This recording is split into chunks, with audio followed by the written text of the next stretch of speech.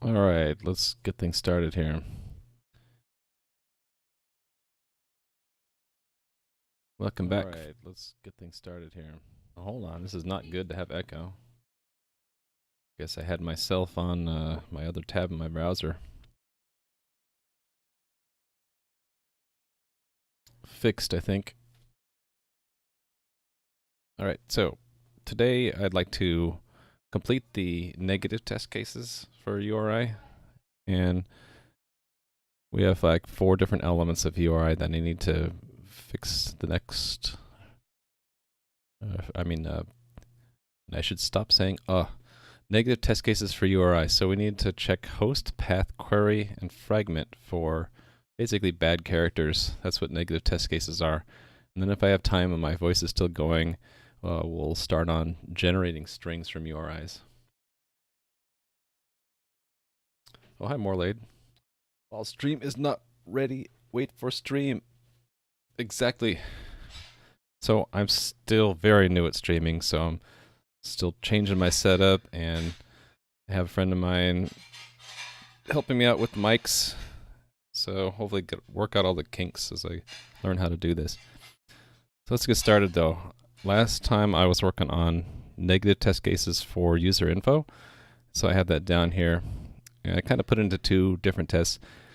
We have user info parts of a URI that are definitely illegal. And then we have ones that are legal but barely. So they're funny looking ones, but they should still pass.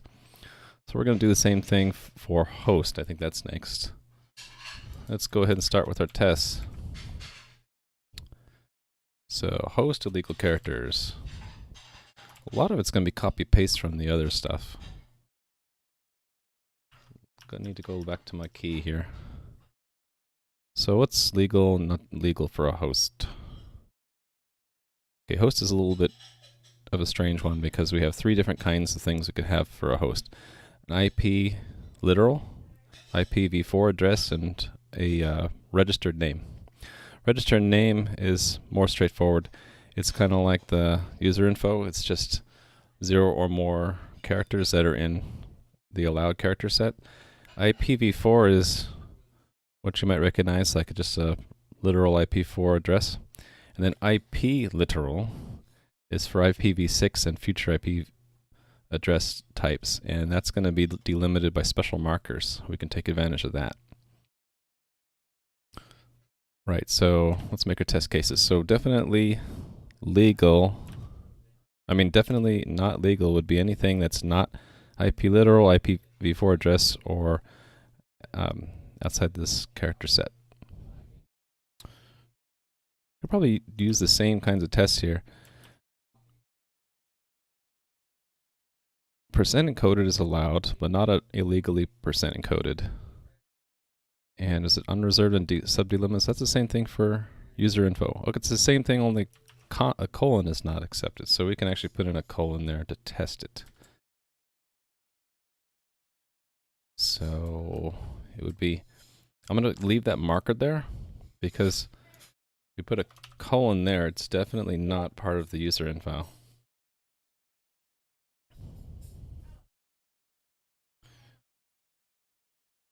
So let's see, host barely legal. Those would be things like what we did for user info, but for the host instead. Empty string, right? We need empty string. I basically could wipe out what used to be the host and use what we had for the user info as the host. And let's add in an IP literal one that's barely correct. We'll add a really strange one. We'll use IPv future. That's V and then a hex digit, like 7. 1 or more hex digits. Dot 1 or more characters from this set. So we'll pick like that.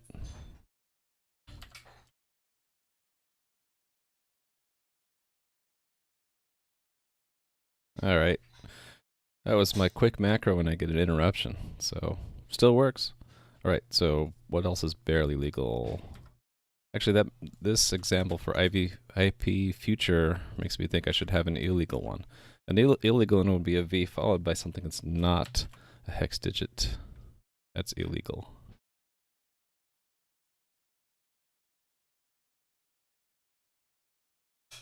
Okay, and we're gonna put it in host here. These hosts, empty string, okay, that's all good. This one's going to be just that part.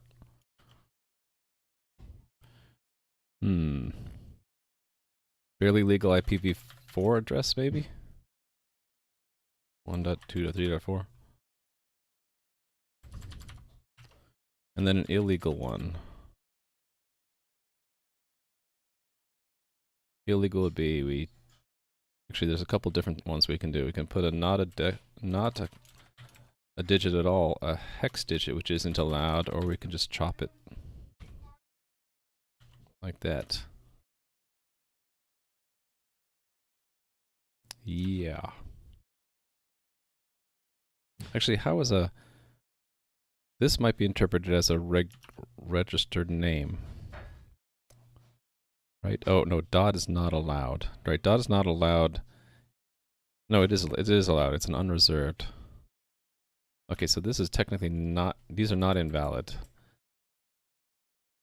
They would be captured by the registered name alternative. So can't test those. This is probably good enough. So we'll get that running. Build that. It's going to fail, hopefully. Fails. All right. So right away, we don't have the percent encoded decoding for host. So we had that up here for, where did we put it in? User. Can't remember. Parsing the authority. So this might be a good time to refactor because we're going to want to reuse this for host. Actually, I want to get my test passing first, then refactor it. So for now, we're just going to copy this, as horrible as that is, and paste it for when we're setting up the host. So here's the host is set up. It's going to be set up in one of two ways. So instead of setting up directly, we'll set up our host encoded and use that instead. And then I still have something on my clipboard. Let me paste it before I lose it. As ugly as that is, we'll clean that up in a bit by refactoring it out. Okay, host encoded. So we're going to use host encoded instead of user info decoded, or encoded. And instead of user info, okay, yeah, we have to clear the host field because we're going to build it. Character by character. So this actually handles percent encoded and normal characters. It's going to decode that. That will work for hosts that are just regular names, but we have to have a special case for IP literal and IPv4 address. IP literal is easy because we'll know the first character will be an open bracket. IPv4 address is a little bit different because that pattern also matches a registered name. Actually, does it really matter because we don't have to tell the user that it's a name or an IP address. Maybe this is really just a subset of a registered name. So we really only need to handle IP literal. So let's make a special state for that. We'll make it state 3. So we'll start at state 3. No, let's shift these up 1. Actually, if I do this, I'm not going to be able to reuse all of my state machine for when I refactor. That's okay. So this is no longer the default. This is reg name or IPv4 address. Right. Case 0 is first character. So here we need to just do a check. If it's that, then the decoder state will make it 4. And here's where I'm going to do a little trick. I'm going to, instead of doing a break, I'm just going to let it fall through. It's a good old trick from C. So just to be sane, we'll set this decoder state to 1 and break out of that if there was a bracket, but if not, we're not going to break out. We're going to just fall through and look at the character again to see if it's a percent encoded or not. State 4 is where we know it's an IP future. IP literal. And IP literal, we're looking to see if it starts with a V or if it's an IPv6 address. And that's a bit of a complicated one. I don't know if I'm going to support that. For our negative test cases, we probably should, shouldn't we? I need to look up what an H16 is. I think it's hex digit, 16-bit hex digit. But I'm not exactly sure.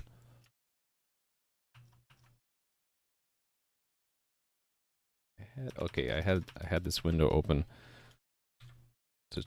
so I could search this.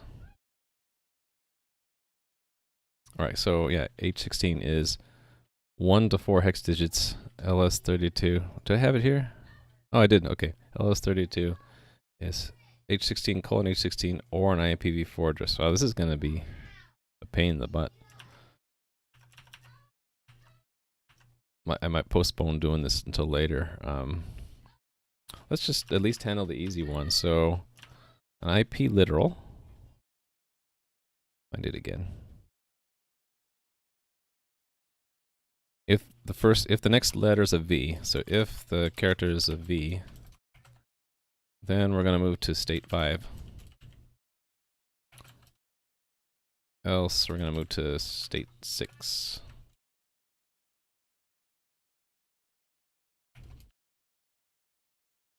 So for state 5, it's a IPv future. IPv future, where we've parsed the V and we haven't parsed the next characters. It's going to be 1 or more hex digits. There's no limit, is there? So it could be any number of hex digits. And 6 is we've left that one for the IPv6 address,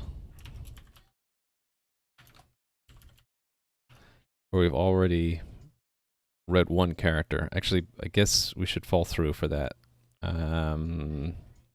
So let's swap those, and we'll do a break for that one, but not a break for that one.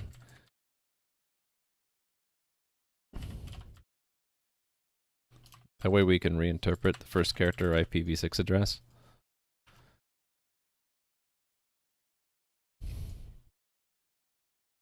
Right. I'm going to reserve this for later because I need to study that a bit offline. So I'm going to write a note here. To do. Research. Searches this offline first before attempting to code it. None of our test cases dealt with that kind of address anyway, so we're good, right? Yeah. So the future one, it's going to be 1 or more hex digits, so if seed, or if is in character set, and that was this 0 through 9 and capital A through capital F without the lowercase ones. And if it's not in that, it has to be a dot. Well, let's check for dot first, because that means we were going to move to the next state. Decoder state equals 7.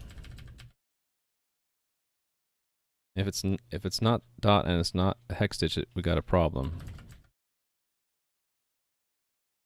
So fail. All right, case 7. It's IPv future v1 hex digit and then whatever comes after. Or actually it's the dot. And then whatever comes after, right? So it's going to be one or more unreserved subdelimiters and colon. That's easy enough. I think we already have a case for that somewhere. This one, right? Oh, I've been forgetting to push the legal characters into the sets, so I need to do that. Unreserved. Where's my place? Unreserved subdelimiters and colon. Also allowed in IPv future. So I've been forgetting to push legal characters into our set, so let's do that. We can do that by just doing that there.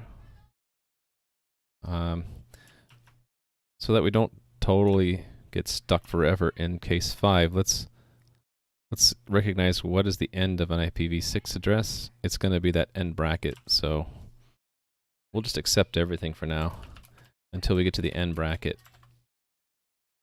And end bracket, we still want to push it back in, but we want to not accept anything after that character, basically. So we'll go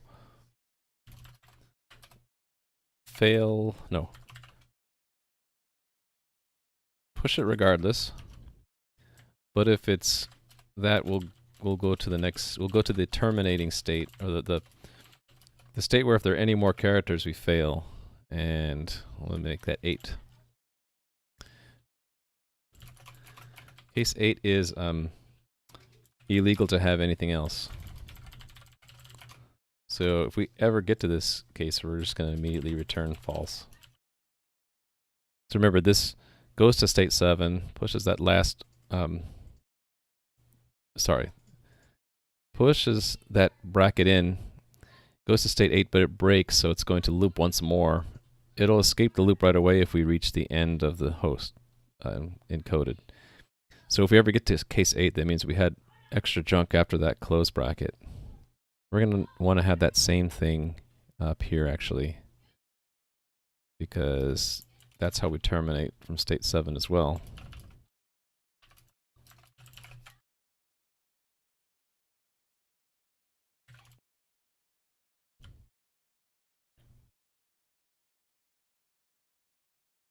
Okay. I want to push it into the host in either of those two cases. We can invert that to get rid of that. And I think that's it. So let's try that.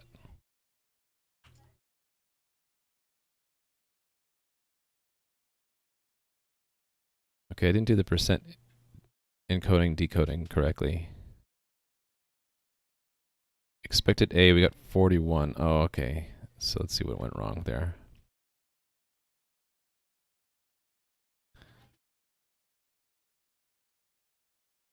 So we should have gone to state 1. We should have. Oh, I forgot to bump that forward. That's what happened. All right, so we got past that, and we're getting stuck now on.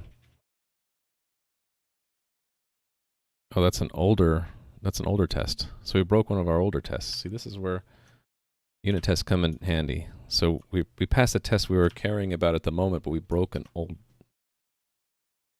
Oh no, I didn't break an old one. I was just reading that wrong. We broke a new test, got to 7, 0, 1, 2, 3, 4, 5, 6, 7. Okay, yeah, I know why. So we expected it to pass, but it didn't pass. Actually, I don't know why that happened. Let's see why.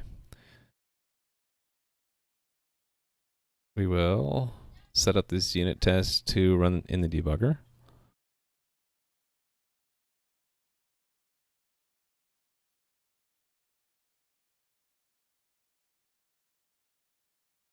Put a breakpoint here.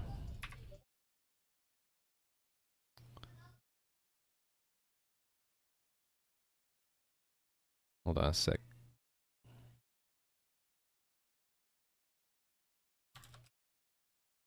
All right. Go to index 7. Now we're going to see what happens when we're parsing that. Get the scheme. Oh, I think I went too far. Try again. So, right, it's that weird one. Ah, okay. So there's a colon in the midst of that APV address. It's being misinterpreted as the terminator of the scheme. So we can't, this is sort of a naive thing we can't do now, because this string, it's hard to see it. Go back to the test case. This string, the colon is there, but it's not the end of the scheme, because as soon as you have 2 slashes, you know that there's no scheme. So we need to be a little more intelligent about that. Let's make a test case for that, because it's technically a bug. So we're going to call this bug parse from host string. No words. Struggling with words. The test case is that don't misinterpret colon in authority, because it could be in several places, as scheme delimiter. All right. And we'll take this as a model for now. Right? Yeah. Because in all these cases, it's triggered by not having a scheme, right? Because if it had a scheme, then the first colon would be the scheme terminator. So it's going to be all ones that don't have a scheme. So we expect it to parse and have it to be true that the scheme is empty. So let's construct some of those test cases. We can actually reuse that same test case because it's legal, but I can already think of some more. So we might have one where, and we don't need this anymore. I can actually collapse these entirely to be just a vector of strings.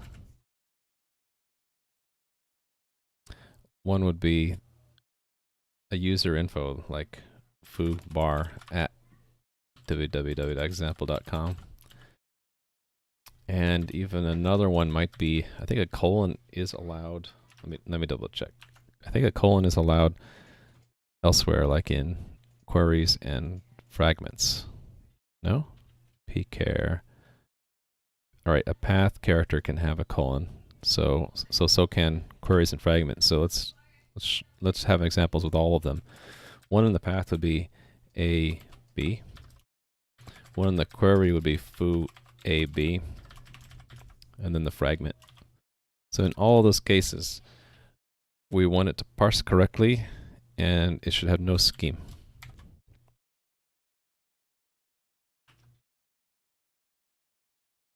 All right, so we failed it as we expected, so we're failing it right away. Let's fix it.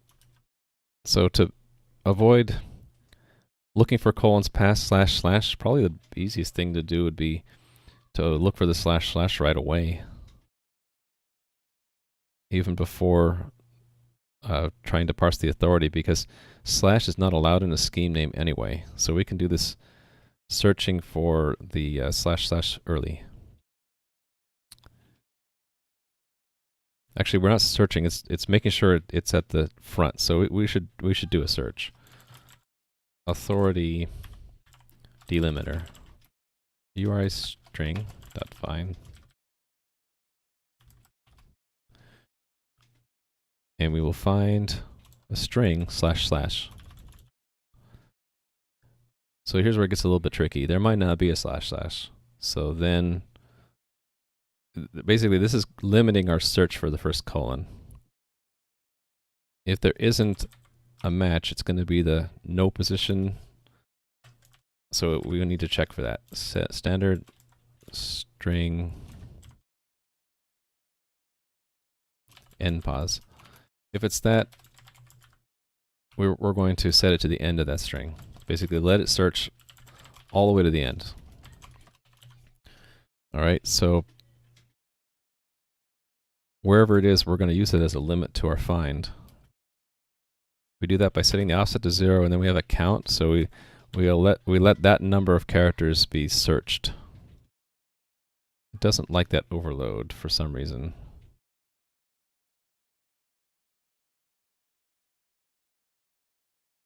Just reading the error message there. Character, I think it wants a string. Yeah, all right. Let's see if that fixes it. Okay, broke a whole bunch of things.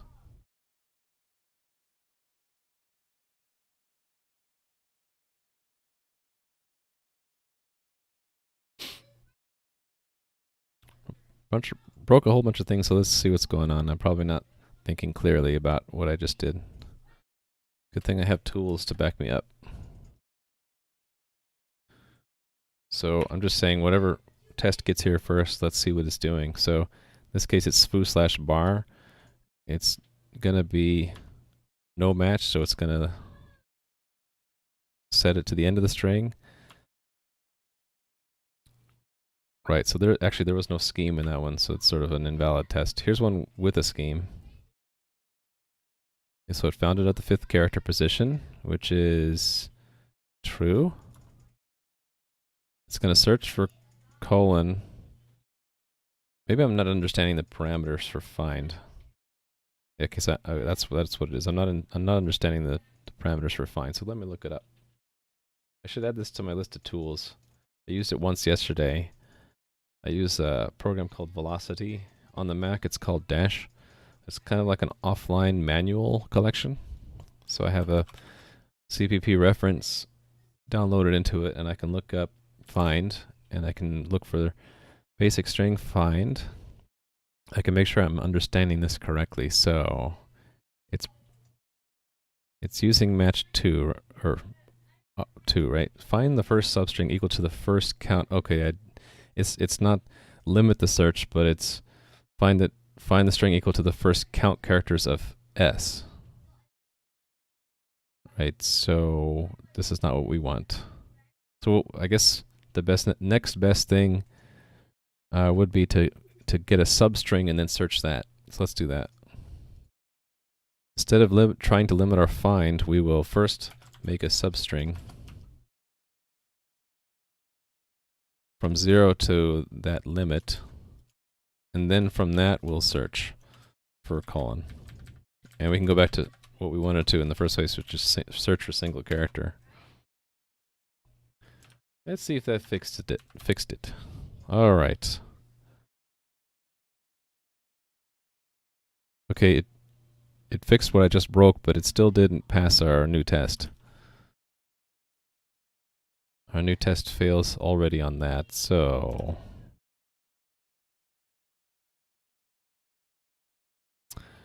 that actually might be because of the other test. Let me move that vector to the end.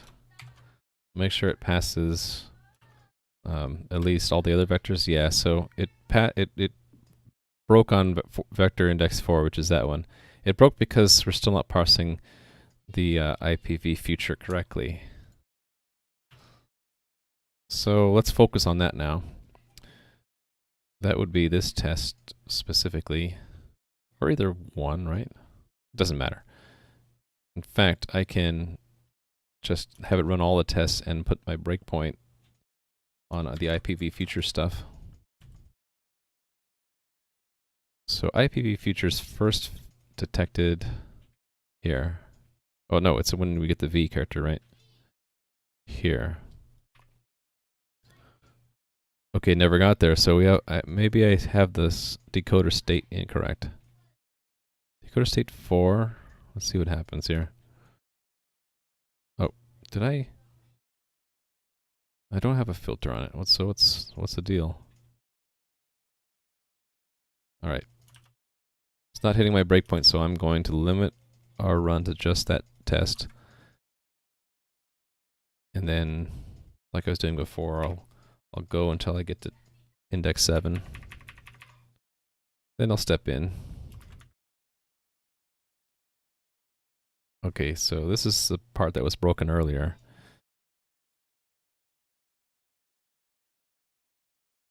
All right, so it should make an empty string and not find, so okay, it won't find this scheme. The rest is the whole URI, so it's not misinterpreted as a scheme anymore.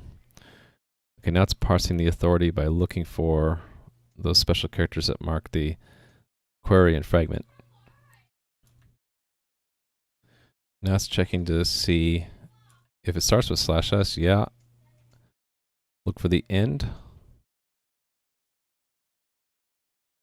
Pass string is just /, authority string is just that. It looks good. So what happened to parse authority?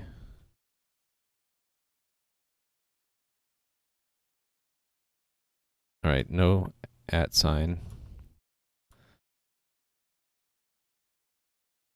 Should not, oh, I think that's what it is. It misinterpreted the colon as a port number.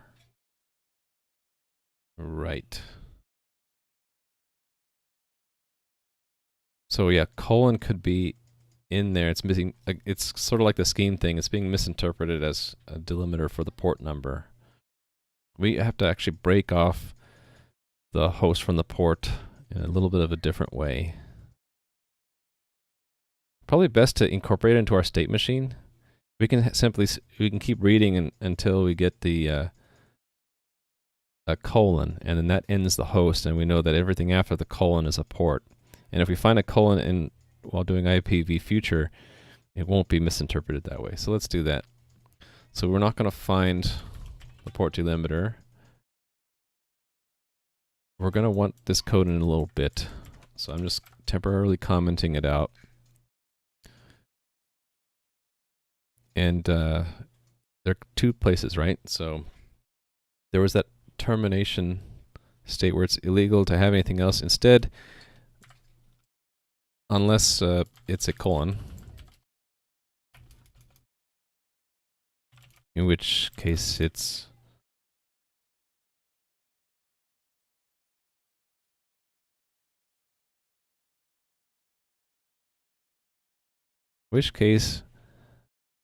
a port delimiter. So here we got to check for that. If the character is a colon, else it's false. Hey, Rally Monkey.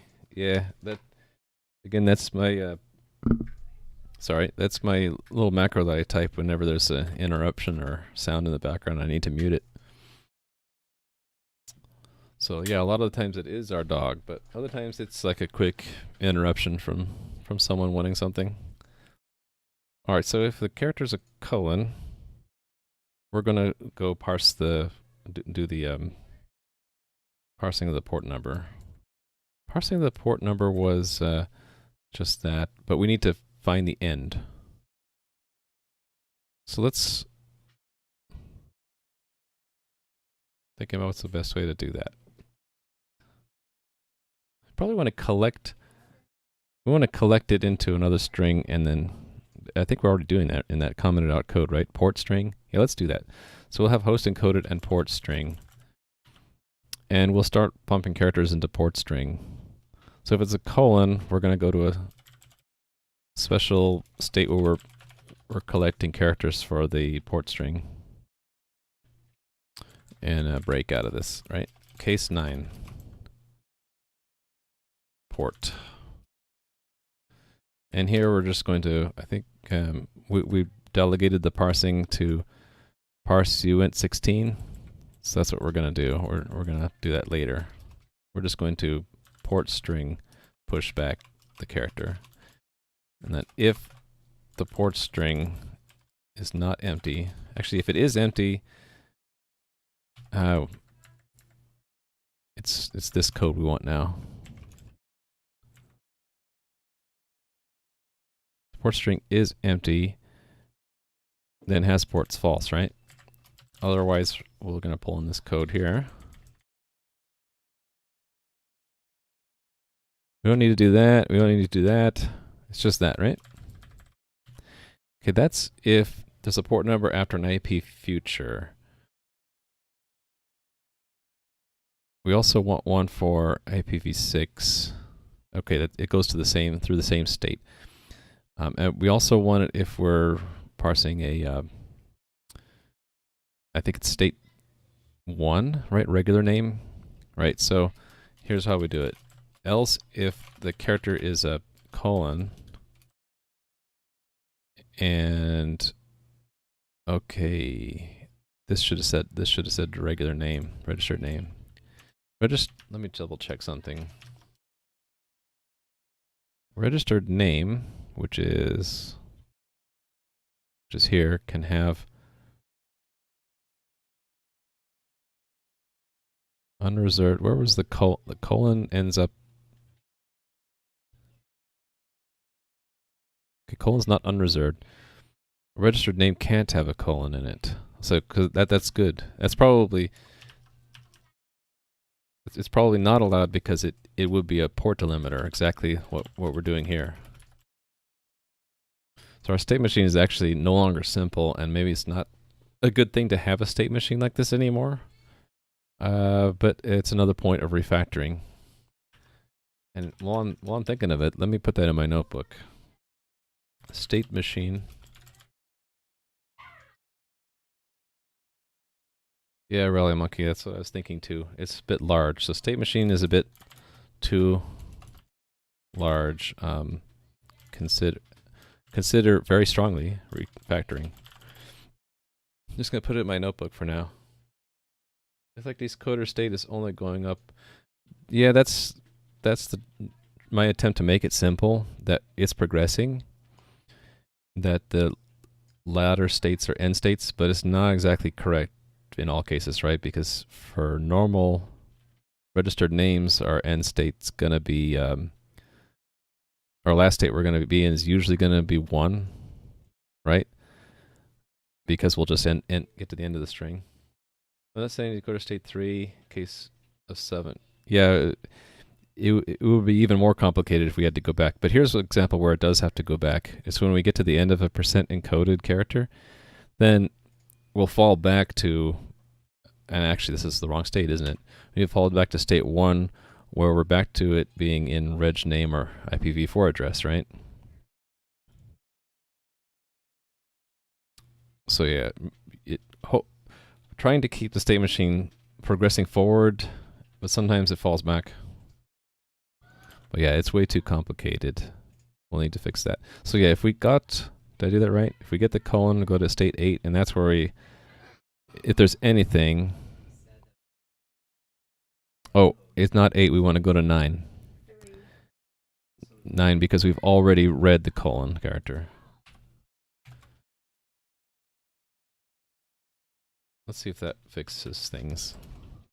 And everything's broken again. A lot of things broke.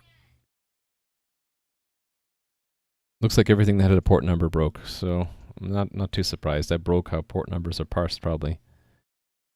Okay, I was pushing everything into port string. So let's see what happened to that.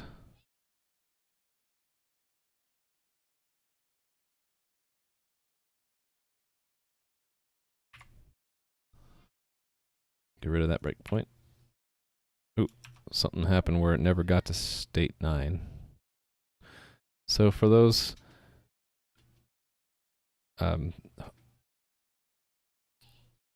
authorities where I had a colon in it, should have at least gotten to there. It didn't. What did I do wrong? let's pick one. So, has a port number. That's a good one to. Has a port number.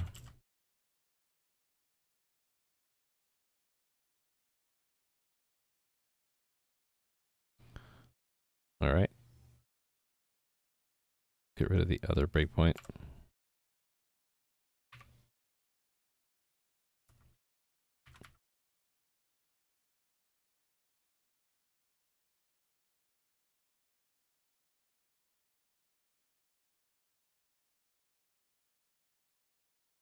Right, it's in parts authority.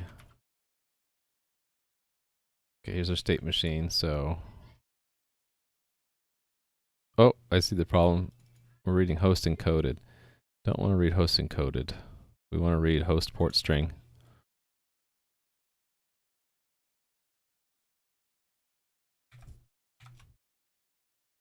And actually, I don't think we use host encoded anymore.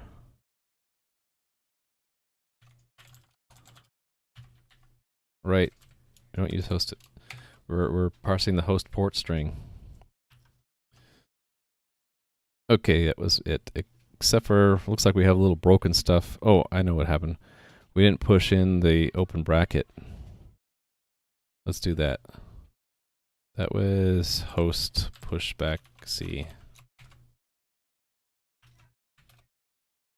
Getting there. I guess I didn't push the V in. Where's the V is here, right? Yay. That's what I like to see. So now we are finding all the illegal characters in hosts and all the ones that are barely legal, and also not misinterpreting a colon in a scheme. And didn't we have... Yeah. All right. It's probably a good time to check in.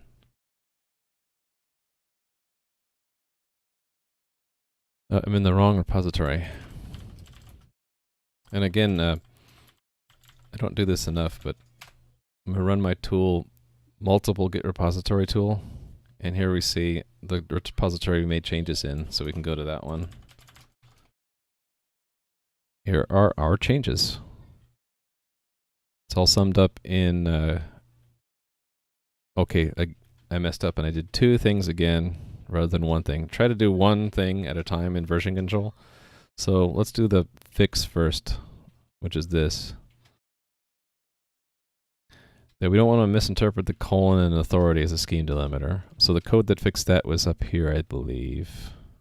Not up there, but right here?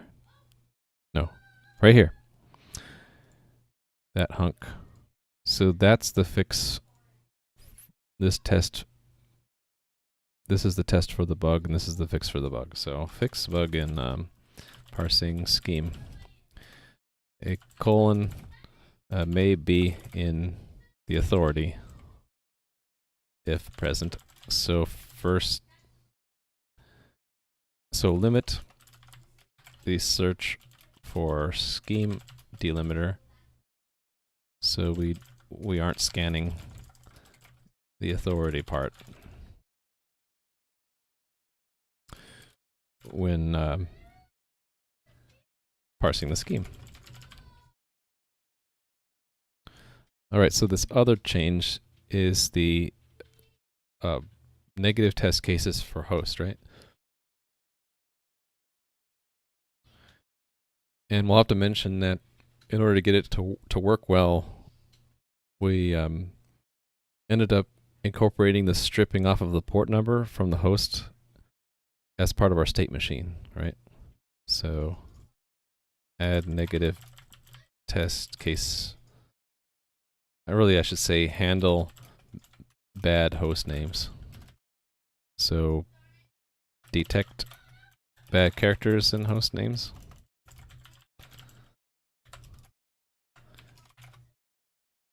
Incorporate splitting host and port into the state machine that is parsing / decoding the host, because we're doing some % encoded character decoding. And then the third thing, and I want to make that more prominent, note IPv6.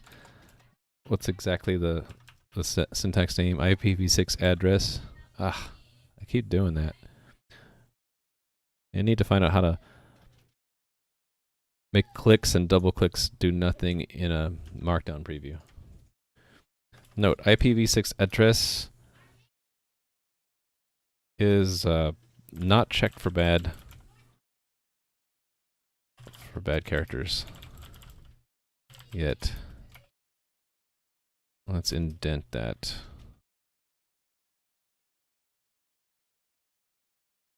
More research is needed to basically to learn exactly how there are various ways to write an IPv6 address. To learn exactly what are the various ways to write an IP address. Editor is fighting me. It's not check for backers. More exactly what are the various ways to write. Yep, that's exactly what I want to say.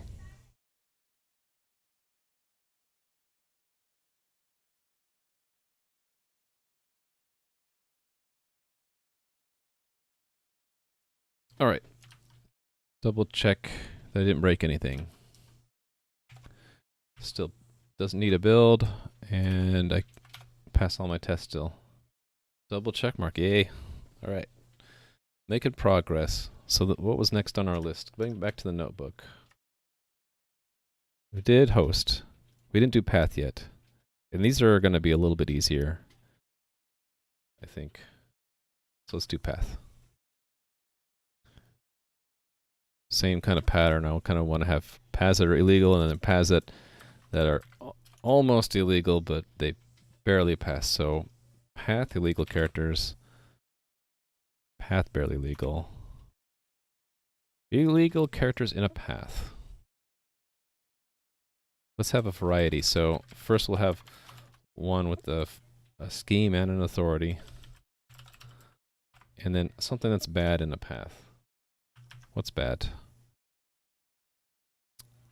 Path is segments. Where are they? Where's the segment? Okay, it's pchar is the pattern. So here it is.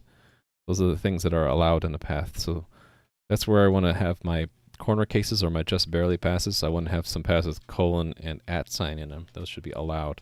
Definitely not allowed, I guess, would be ones that are outside sub-delimiters. Okay, we need to do percent encoding again.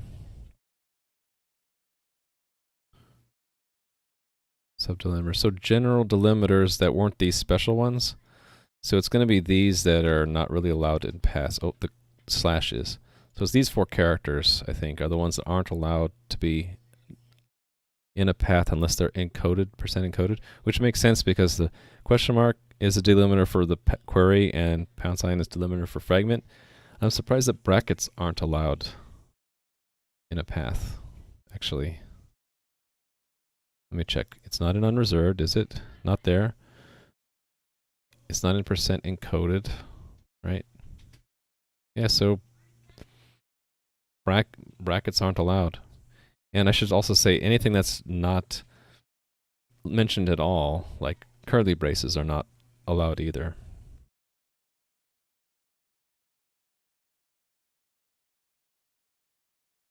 I'm getting kind of lost in this. Where's pchar again? Right, there it is. Yeah, so it's very explicit. It's unreserved, percent encoded, sub-delimiters. So it's that plus these percent encoded and those 2 special colon and @ and that's it. So no curly braces and none of these 4. So okay, I think I got a good understanding of it. So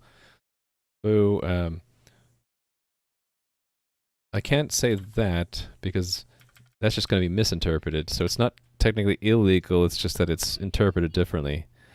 The truly illegal ones would be that.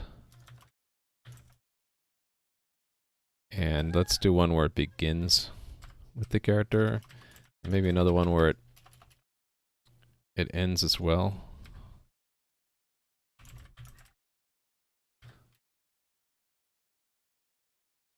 And then one where it's all by itself. And then to mix it up a little, let's repeat those last two. Make it not the first element in the path. And let's do that again. Make it not the last. And how about an empty one at the end? There's some illegal ones. And then the ones that are barely legal. So here, it's going to be a little funny because a path is really a sequence of path segments. But it's nothing we can't handle. So let me... Oh, I forgot. I wanted to take some of these. Let's just repeat them all and do them without the scheme and the authority, I guess. Yeah. So the same checking we do. This might be a little bit overkill because our other tests might be handling this for us anyway.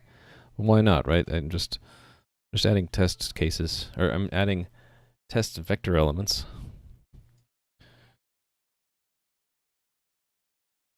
Right, barely legal. I'm not going to do the same absurd repetition there for barely legal. I'm just going to pick a few. So we'll just do relative paths. Barely legal ones would be it has a colon in it, right?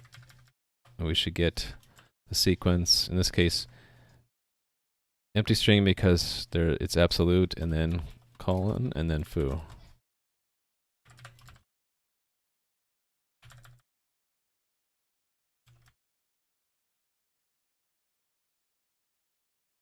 All right. Also, we had the @ sign, right? And we'll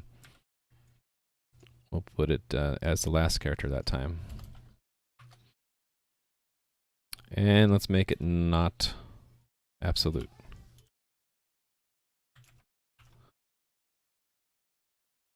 Okay, let's toss in some subdelimiters. There's a valid URI. Is comma allowed? Yeah, comma's allowed. Hello world is a good one. It's classic. And let's just put that in with a scheme just mix it up a little bit. And how about some parentheses? How about with an authority?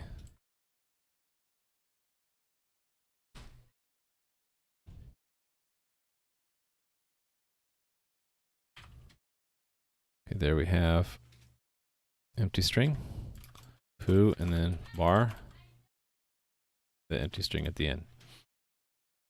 That's good enough for now, I guess. So path goes here. This is get path. Oh, I need to handle percent encoded ones, right? So maybe mix some of our test cases together. How about instead of it's been a long time since I've had my ASCII table memorized.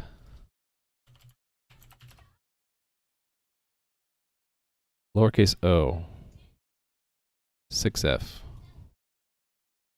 %6f. So that should be decoded as a lowercase o.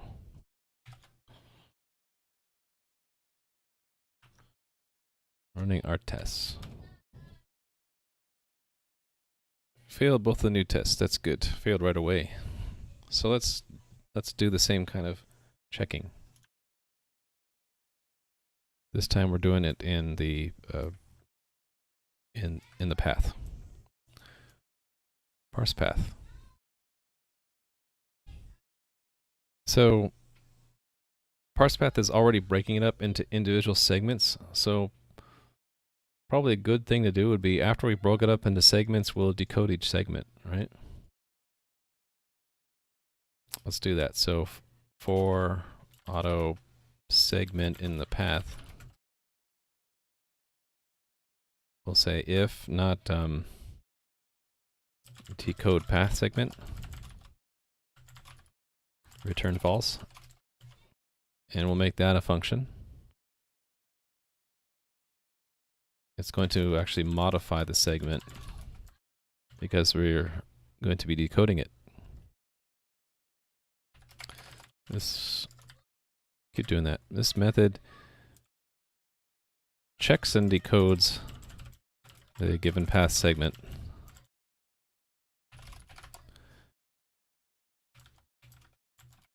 It's an in and an out. On input, this is the path segment to check and decode. On output, this is the decoded path segment.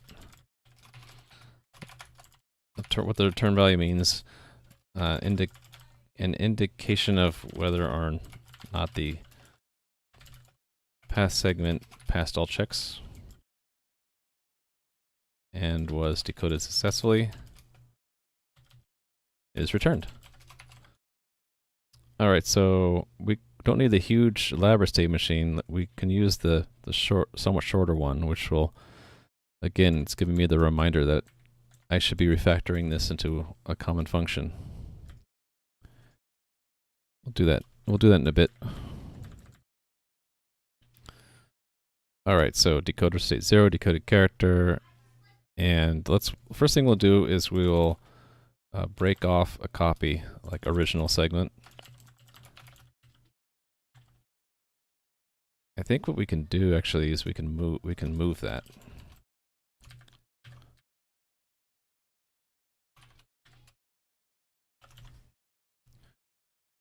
Then we clear it. Clear is one of the methods it's safe to do after you've moved it somewhere else.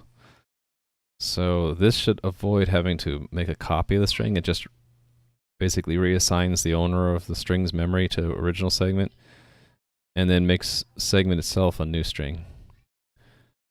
And then for every character of the original segment, we're going to do this decoding. I think what we want to, it's a path, right? Or segment. Let me check. Is colon allowed in pchar? Yeah, and also at.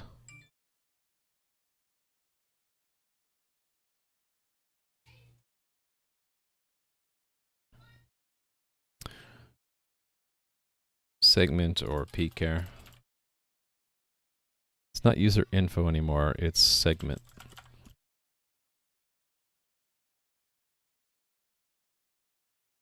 And then we just return true here at the end. Let's see if that is all we need to do. Okay, we're getting there. The barely legal ones aren't passing. This one is not passing. Okay, here's another trick. If I want to actually see why it's not passing, I can actually output it. Actually, I can't because it failed to parse in the first place.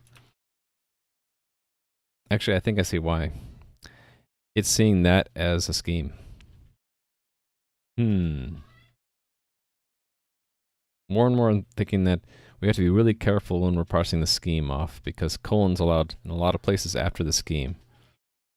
What we probably want to do is not allow a scheme, an illegal scheme, to be... Why is each character there repeated? Yeah, he made this function up here.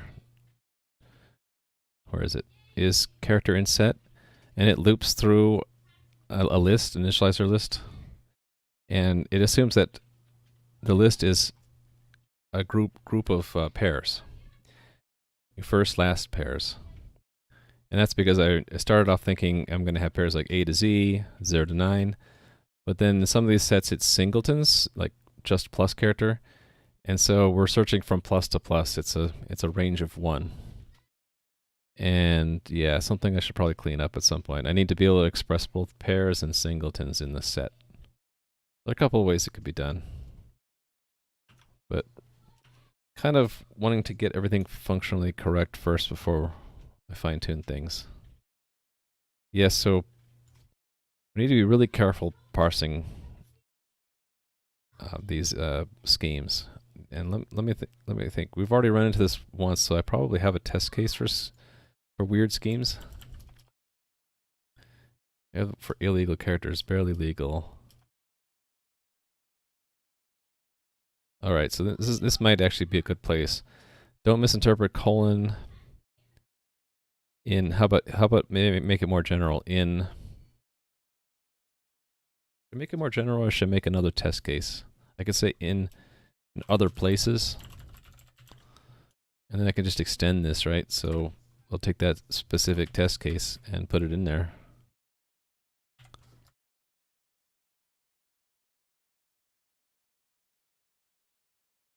Because that doesn't have a scheme. Let's just do that. That'll fail that test, and we can focus on that test first. Okay. So let's think about how this is failing. I thought initially it would be good enough to just limit our search to up to the authority, but in this case, this one has no authority.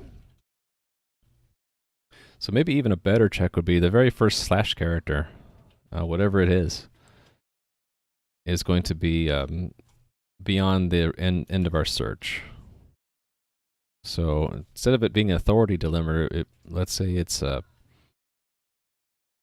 authority or path delimiter, basically, right? And it's going to be a single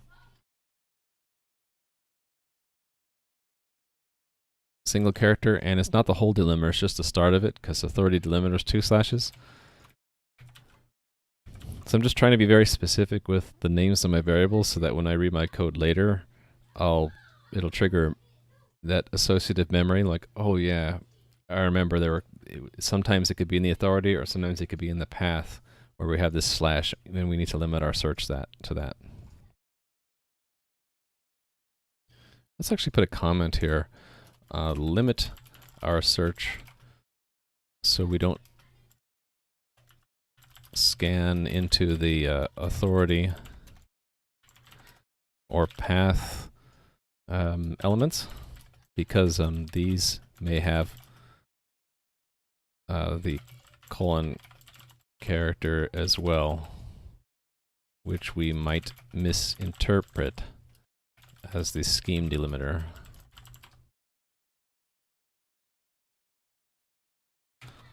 Let's see if that fixes our test.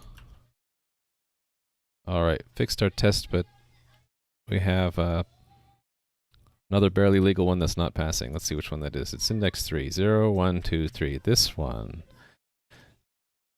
It did not pass. Did not pass. Is it because I have a space in there? Space is not allowed? That actually might be why. So that actually might be a bad test. I don't think a space is allowed in a URI, so let's be extra tricky and just do a % encoded space. Because that's actually how you would put a space in a URI. That was it, so we're good. So we're doing % encoded character decoding, and we're allowing these corner cases, and we're also detecting these bad characters in paths.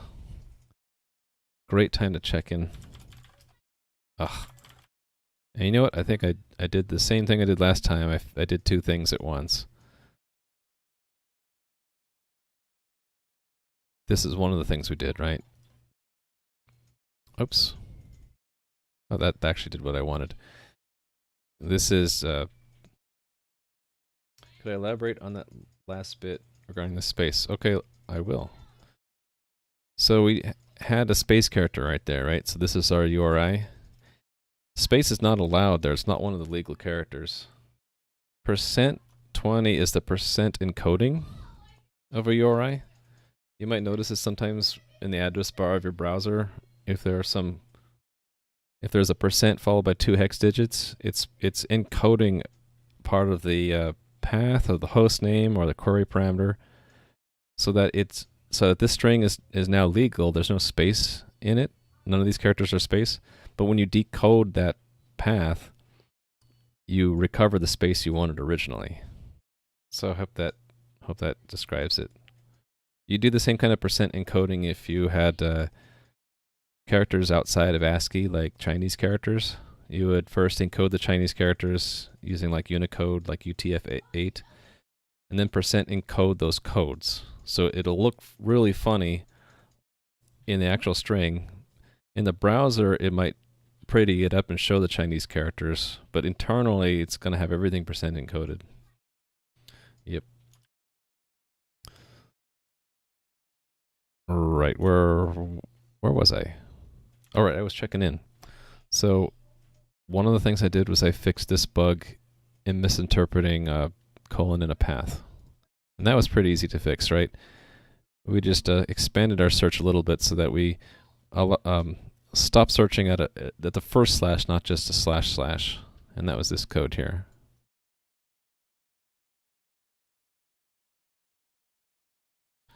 I'm going to say second bug in scheme parsing. Scheme delimiter searching.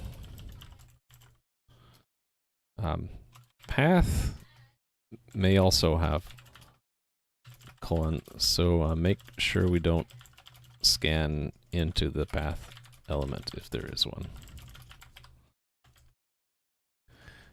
And then the main work we started out to do was the negative test cases for paths. So check for illegal characters in path segments. Oh, I unstaged it. Commit, push, and done. So we're actually really close to being done with parsing, believe it or not.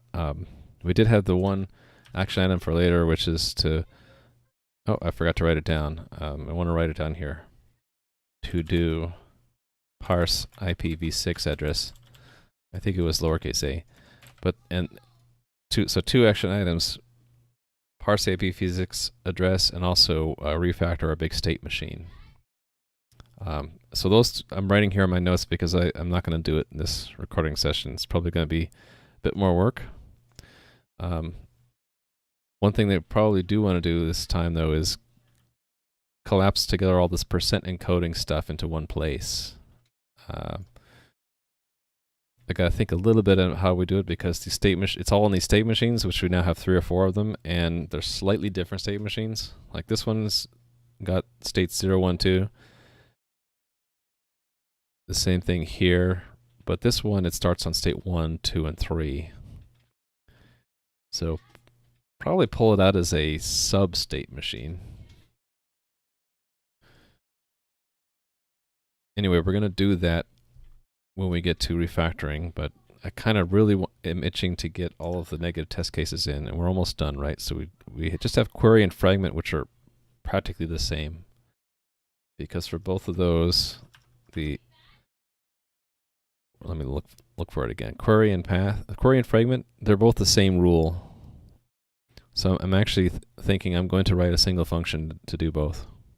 And it's pretty easy. It's pchar, which we just did, but also allow slash and question mark. Okay. All right, so same kind of thing. We're going to duplicate that and make it query.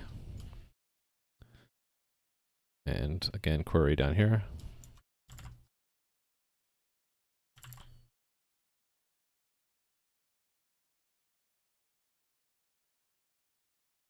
Just passing the hour, 12-minute mark. All right. Query here, get query. And let's make some bad queries, shall we? So it's actually really easy. I just replace, or not replace, I just add a question mark in all of these. These are all now just as illegal as the other. Oh, actually not, right? Because there's some extra characters we're allowed. Slash and question mark. Oh, no, that's fine.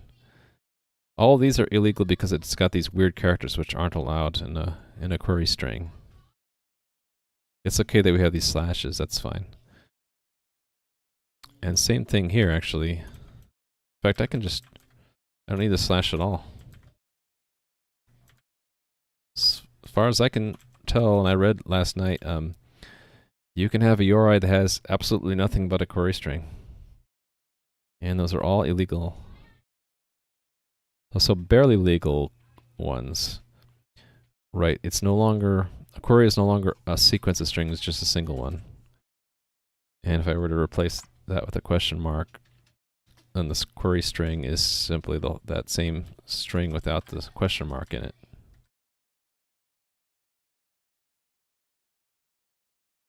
Okay, and then this one, same thing, right? Actually, let me put a slash in front just to mix it up a little bit. So that's the query string for that.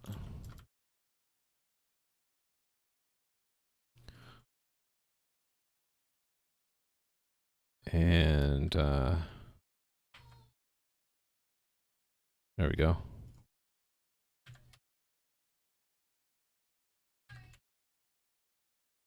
We can have percent encoded in a query, right? Yeah, because pchar is percent encoded.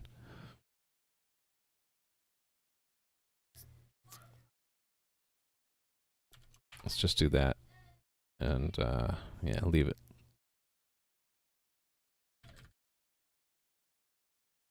We're gonna have to add a couple more for our other special cases, right? Which we were allowed to have question mark in a query. So example.com / foo question mark. Oh, let's just say question mark foo question mark bar. That's allowed. The query will be foo bar. You might think that question mark is like a separator to separate a query into segments, but it's actually up to the implementation. And then a fragment can also have question. Okay, we're not at fragment yet, but we can't have a pound sign even in a fragment, can we? No, we can't. All right, so tests are done. This will fail, hopefully. Fails. All right, we're not percent decoding the query, and we're not catching the illegal ones. It's exactly what we wanted to see. So let's find where that query was. So here's the query, and we'll do the same kind of thing. If not, what did I call it? Decode. I just called it decode. So like decode query or fragment. If not, decode query or fragment. Return false. And we'll put it near the other decode one. Little trick there to collapse my editor.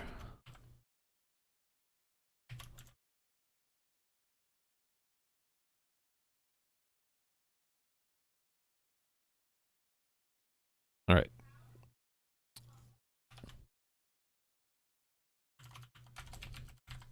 Query or fragment, original, query or fragment.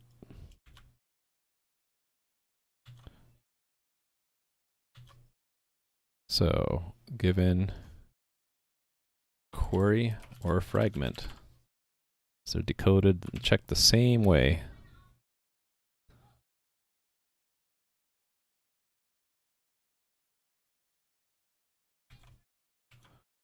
Okay, checks and decodes query or fragment. All right, good. So it's pretty much the same, only we allow a little bit more in query or fragment.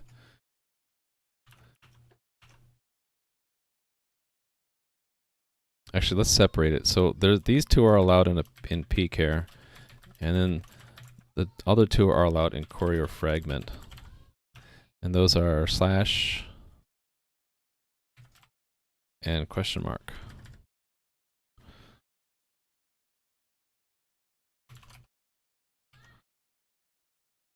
All right, that ought to be it. Oh, I screwed up. Compiler error. When you get a lot of compiler errors like that, it's mostly so just look at the first one, and usually when you fix that, you reduce your compiler errors a lot. Query or fragment. Did I? Oh, that's did I not spell it right?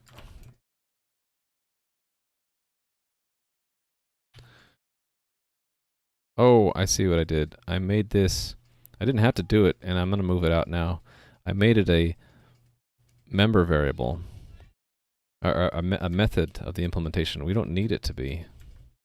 It's actually preferable to take one more step of hiding and put it into our anonymous namespace because it actually doesn't affect any of the state of our class at all. So in other words, they're free. They're completely free functions. Visual Studio screws up the alignment that I do for my comments. I never really figured out how to fix that. It's only for these Doxygen style comments too.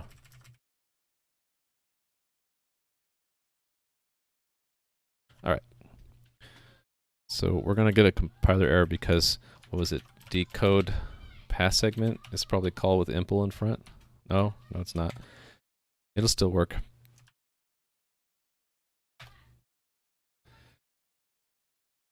Oh, I guess I think it's a typo in my test case. Yeah, see, that was a slash there.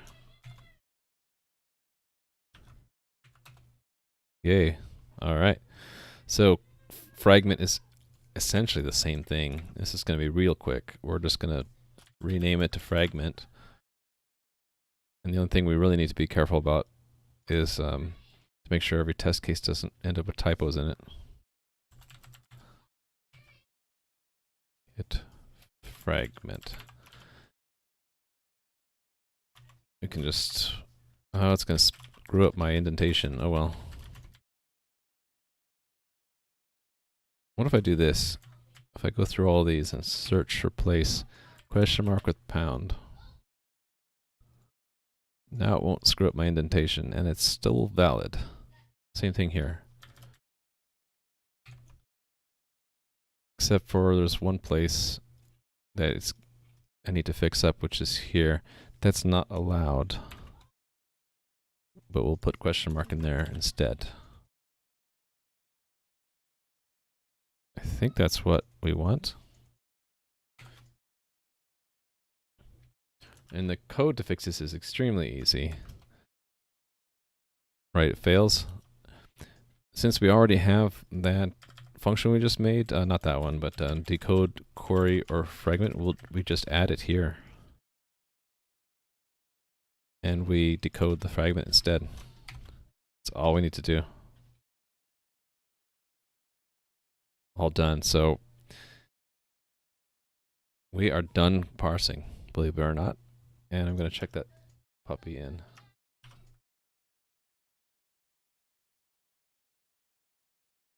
So check for illegal characters in query and fragment elements.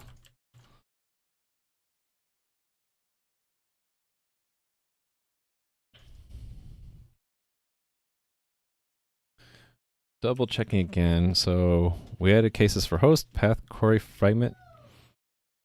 That was it for negative test cases. Might take a little side trip and do refactoring before I tackle generating strings. Although that's going to be pretty simple, because we're not needing to do any kind of negative checks. The user's free to put in whatever they want for host, path, query, etc. And it's our job to just, the only thing we really need to do is make sure illegal characters are percent encoded correctly. So let's do some refactoring. First thing I feel like doing is breaking out the percent decoding into another function. Let's just design the function.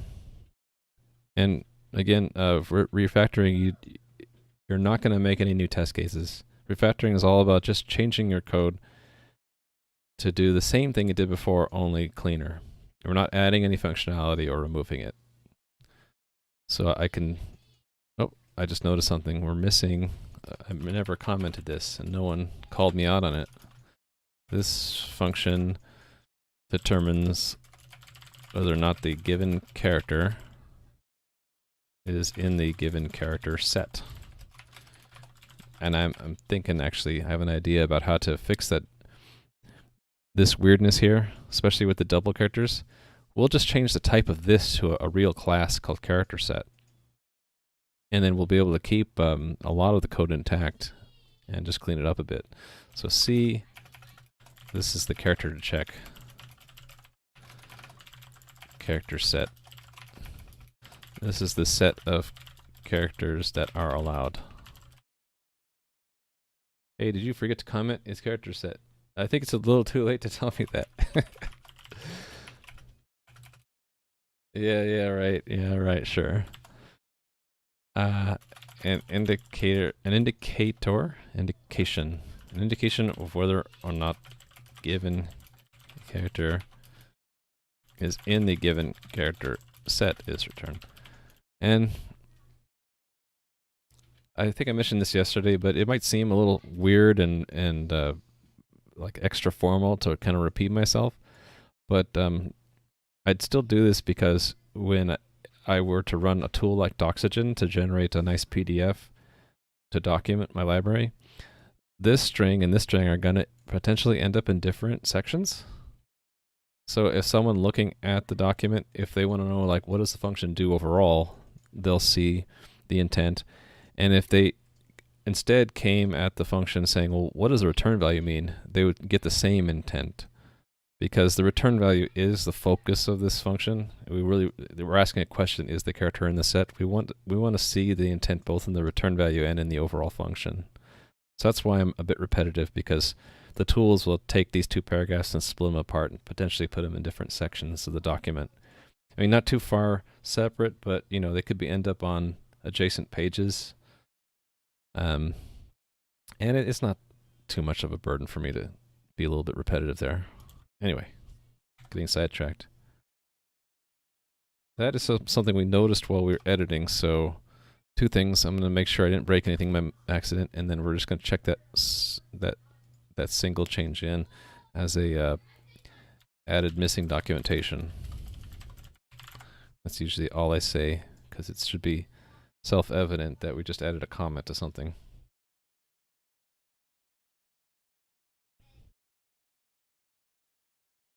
Right, so we were going to add a function to do percent in decoding, right? So the first time we do it is there, right, in decode pass segment. And make sure first time we see that, so right before that would be a good time. So what's the signature going to look like? We want to get out a single. No, it could fail. So failure indicator. That's the. I like to make the return type failure indicator if the function fails. Some people, and maybe a majority of people, prefer to use exceptions in C++.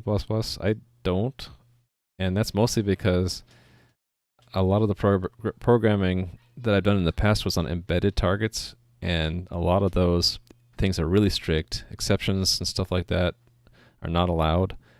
And so I've gotten into a habit of writing code that is extremely portable even to embedded targets, where some of the more exotic, so to speak, features of the language aren't supported. And so like for failure modes, I still like having the return value be a pass-fail.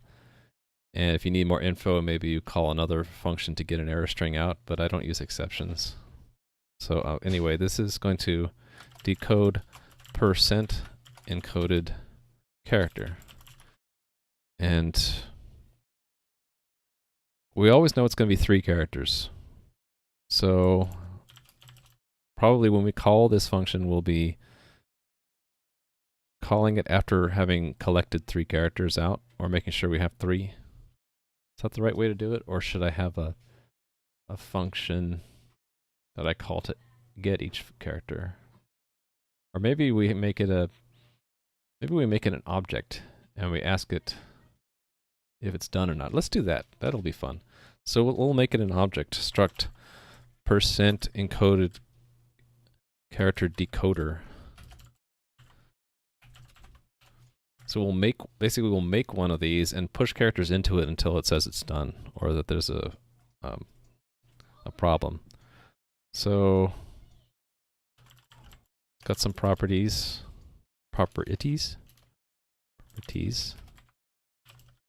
Maybe we'll make it a formal class so we can have some private properties.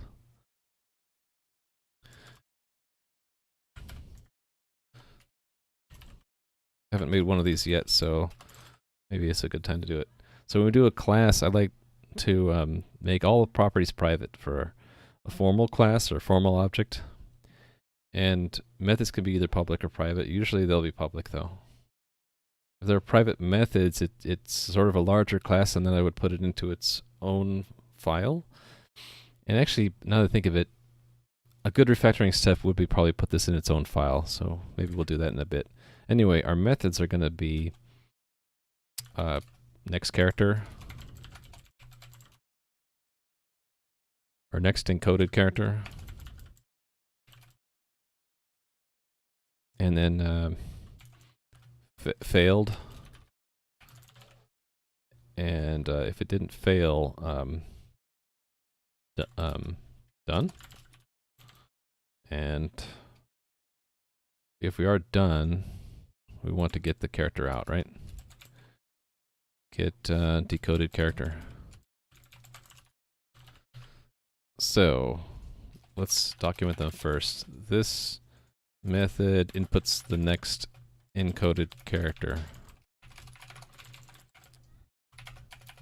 This is the next encoded character to give to the decoder. Almost at 80 characters. And then return. And actually, we already have failed, so we don't need to return anything. Actually, we're always, take that back, we're always going to either pass or fail on next encoded character, right? So we don't need failed, we can use the return value. An indication of whether or not the decoder failed. Decoder, indication of the decoder, an indication of whether or not the encoded character was accepted is returned. Why don't you put this in the header file? Because this is an anonymous class in the implementation. But yeah, if I broke this out into another file, this would go in the header file part. We'll do that. I'll do that as a refactoring step. So don't worry. This done we'll call after inputting each character. That way the user of this class doesn't need to have any knowledge about the length of the encoding. This method checks to see if the decoder is done and has decoded the character.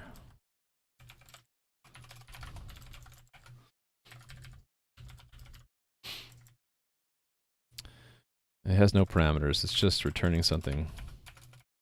An indication of whether or not. I use that phrase a lot because that matches up with this. And then I just need to have is returned. Alright, and then this final method, this method returns the decoded character once the decoder is done. The decoded character is returned.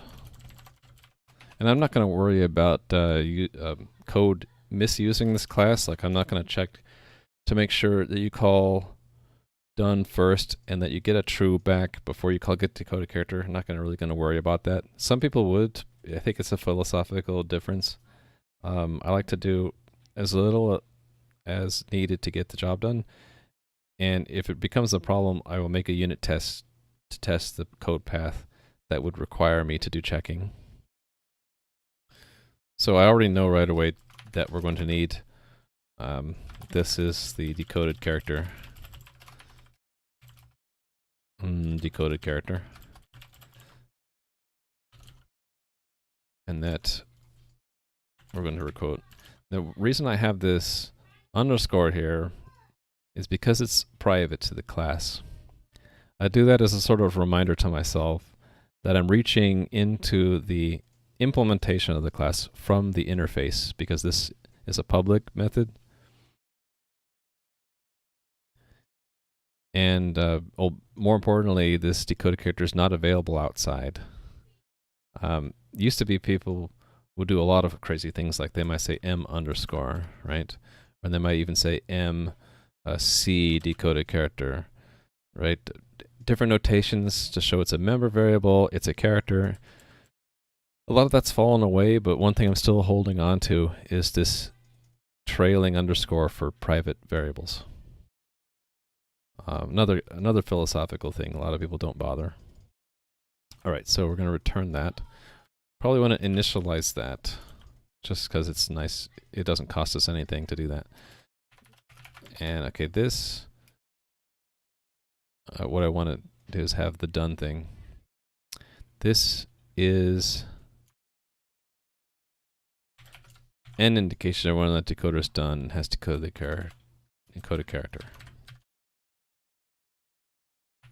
And that's a flag called done, starts out with false. You can simply return that. Now the next encoded character. Here's where we want to pull in our state machine. So I'm just going to start by pulling in the entire state machine. We'll clean it up.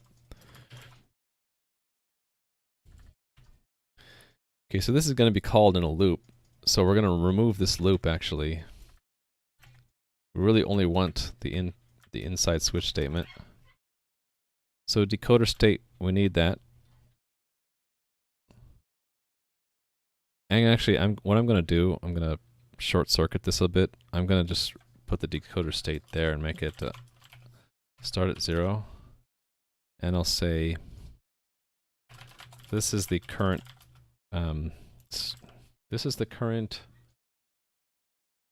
state of the decoder state machine. I think that's obvious enough. And here actually is a good place where we can document what the different states mean. I'll say 0. We haven't yet.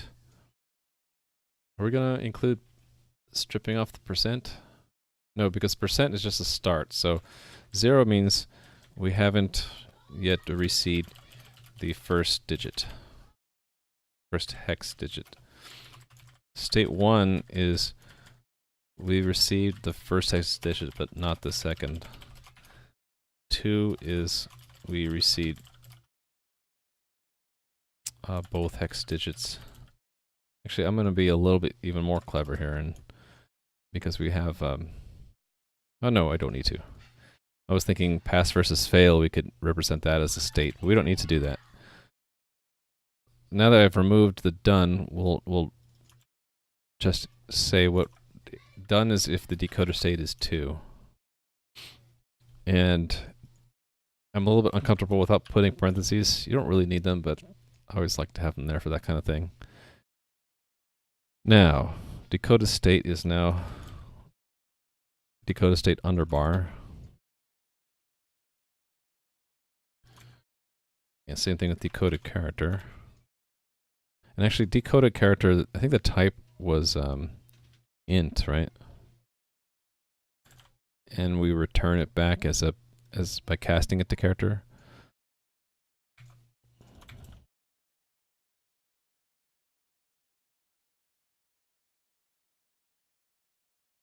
Right, instead of pushing it back, oh yeah, we don't have this state 0 anymore, do we? Instead we have a 0 and a 1. Do I technically need state 2? Actually I do. I do need state 2. State, and actually there's a good why do I keep saying I need to train myself. State 2 or any other state we get into, we're just going to ignore it. So, in fact, we'll probably say just true. Why not? Now, in state 0, right, we go to state 1, pull in the character,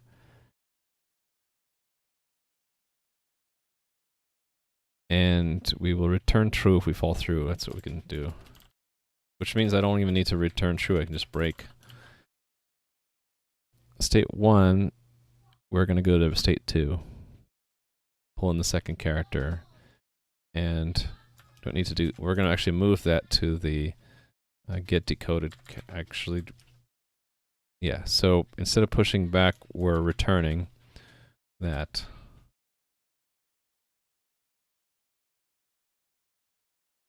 That's exactly what we want. All right, so now we have this nice class. Let's, oh, I forgot the comment.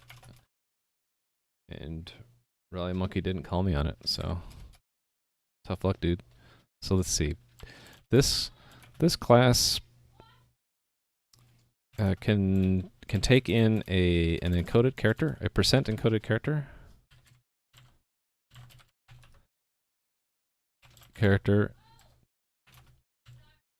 Decode it, and also detect if there are any problems in the encoding. Now let's use this class. So it's everywhere where we were using the percent stuff before.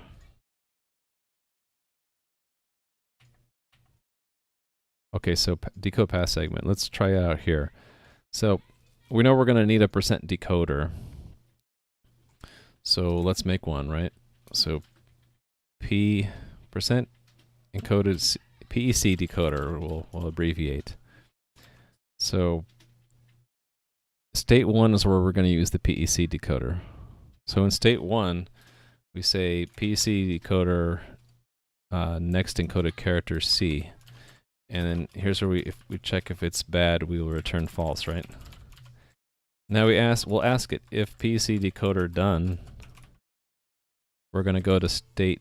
We can actually fold in states 1 and 2 now. Decoder state is 0. Segment, push back the decoded character, and we're done. That's this get decoded character. Now, one thing we got to be careful of is if we have a string that has a second percent encoded character, it won't reinitialize the decoder, so we need to do that. Let's do that right here. Reinitialize it simply by making sure we make a new one every time. So let's test to see if our refactoring broke anything. Still good. So we still have a state machine here, but it only has 2 states. Do we even need a state machine here? I think we do, because we want to pass in one character at a time. But it's a much simpler state machine now. It's just got 2 states. And when we refactor this and make it smaller, I think it'll look even nicer. So we're going to have the same pattern, so we'll just duplicate that case for the next time we use our decoder, which is here. So in this case, it's query or fragment we're pushing back into. We can eliminate, let's see, is it the same? Yeah, it goes back to state 0. And we just need to make the PEC decoder again.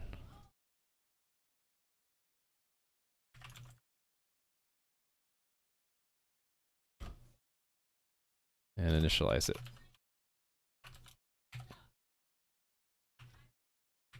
Still good. Keep going. I think there's one more. Was there one more place, right?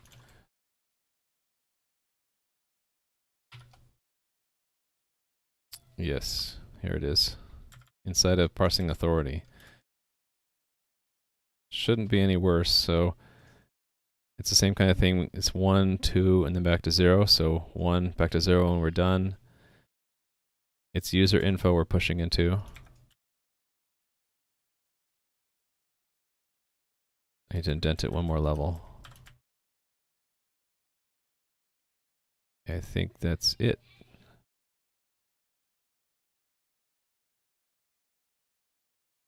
To initialize it up here.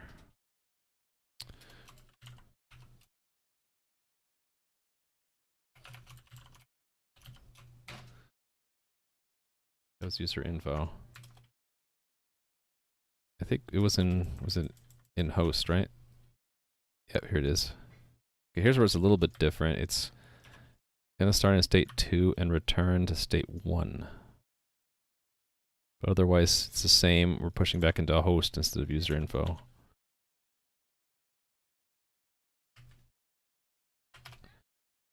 And we can either roll back these other states, or we can just leave a hole for state 3, which I don't have a problem with. We'll leave a hole.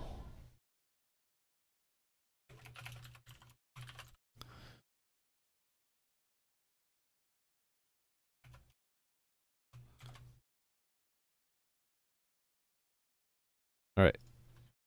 Anything else we're using % decoding in? I don't think so. Let's verify that nowhere else are we looking for that and not using a % encoded character decoder. Good. So let's check that in.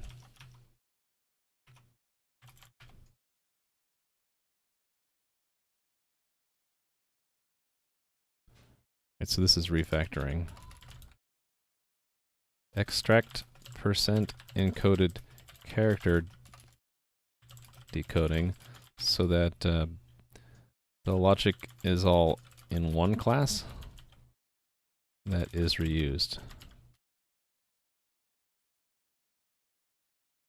Won't there be case 3? There won't be a case 3. That's what I was saying.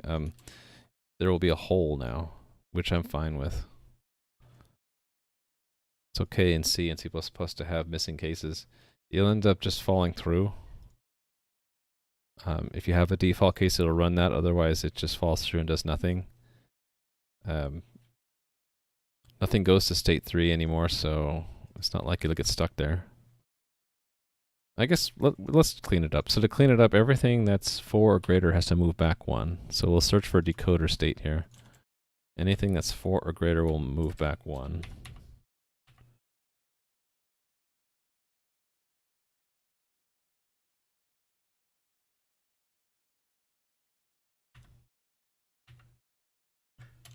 Just have to be careful. Although I don't really have to be that careful because my unit test will catch it if I screw something up.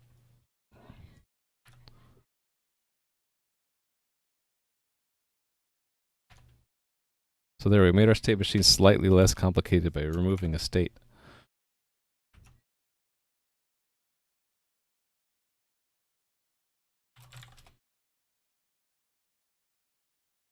Refactoring. Remove state 3 hole in which machine was this? This is parsing the host. Yes, in host and port parsing. State machine.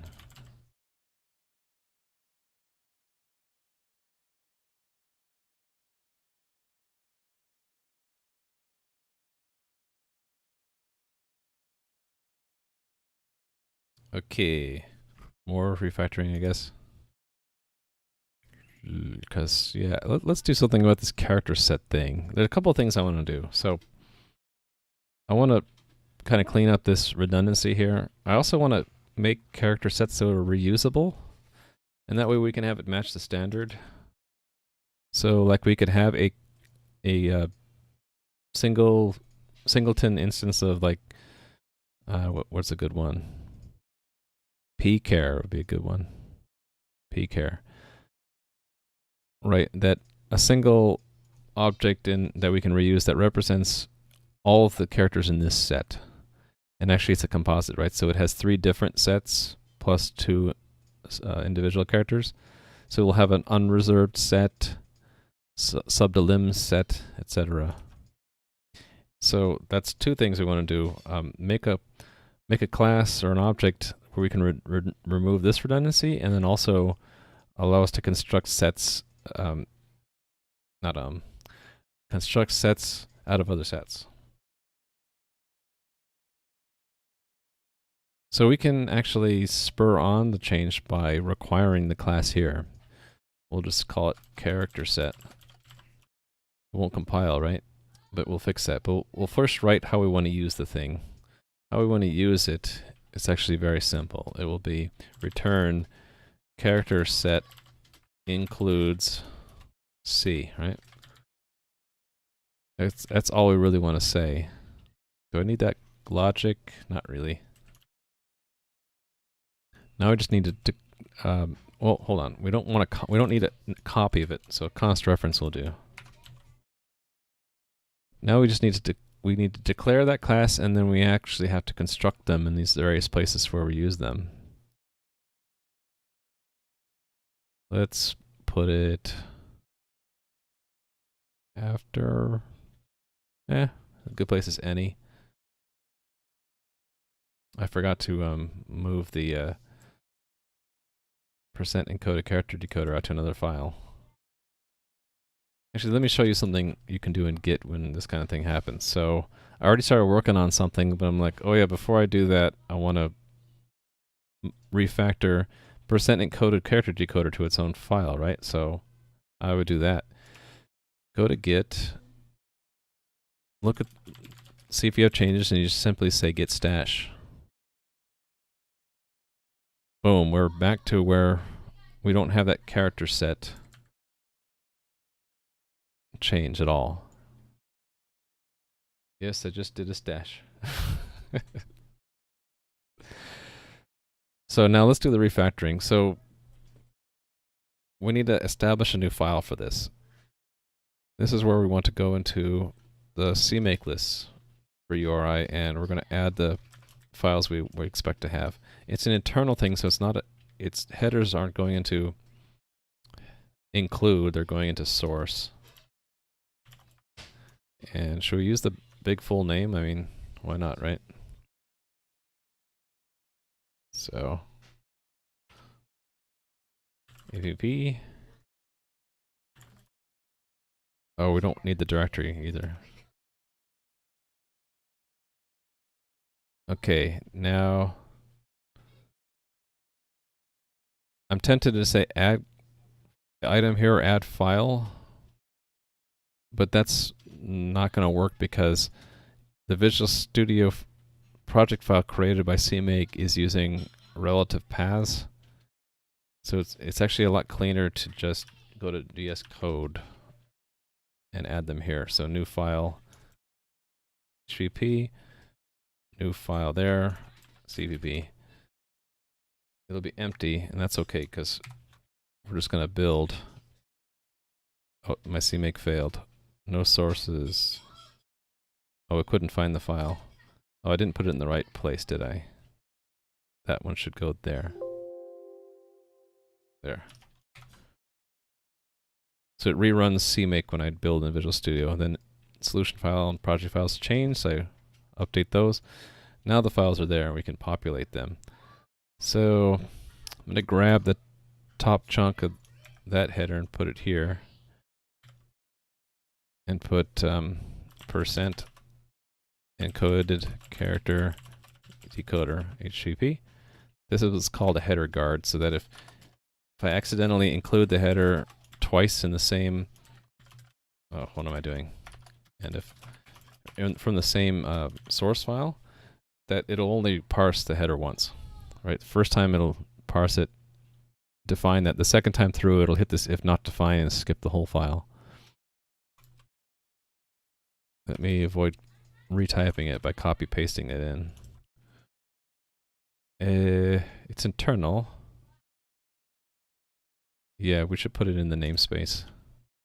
I had to stop and think about that. So let me prefix this with the URI namespace. So this is in namespace URI. For now. Maybe we'll move it into its own library, which would be the next step up of separation. So we have place for the header. Now we need the same thing for the code. So grab the top boilerplate stuff from implementation.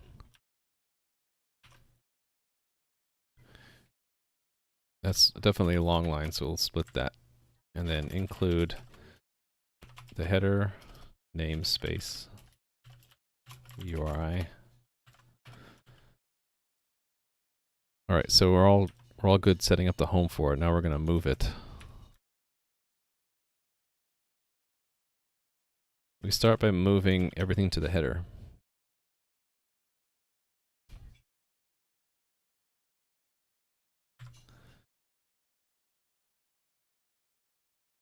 Okay, so we see we're pulling with it is character in set.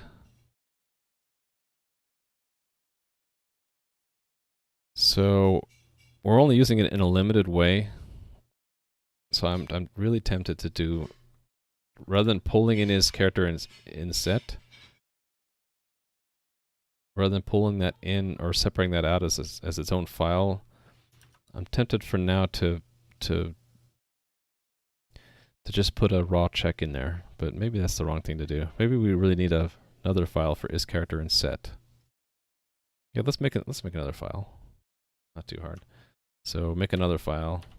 Is character. Well, it's not going to be is character in set, is it?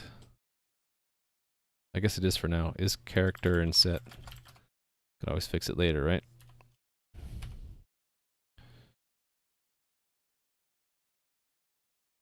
Oh, did I do the wrong thing there? I think I did. I just renamed the one I had. I want to copy paste that and rename then rename the copy.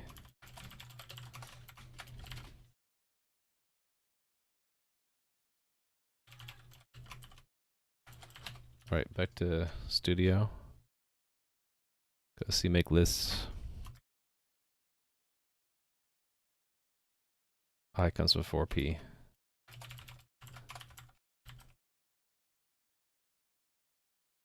U comes after P. It's not going to compile, but I just wanted it to run CMake, so it pops up there.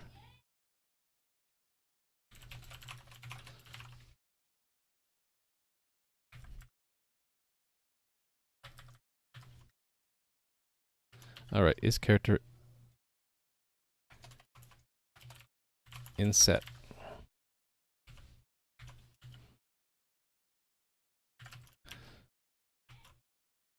And then here again. It's not a class, it's a function.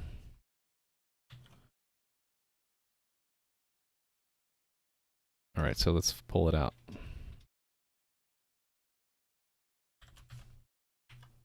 First, the header. It's the first place we place it. Then we fix up the type there. So initializer list. Trying to remember where that's defined. Oh, my velocity's busy. Okay, now it's not busy. Initializer list. It's declared in utilities library? Which utilities library? Define an initializer underscore list. All right, okay. Okay, that's the first step. Now the next step is to take the body without the comment and duplicate it in the implementation. And the third step is to remove the implementation from the header. And that's it. Oh, one more step. It's gone from here, so we're going to have these problems here. We have to include it.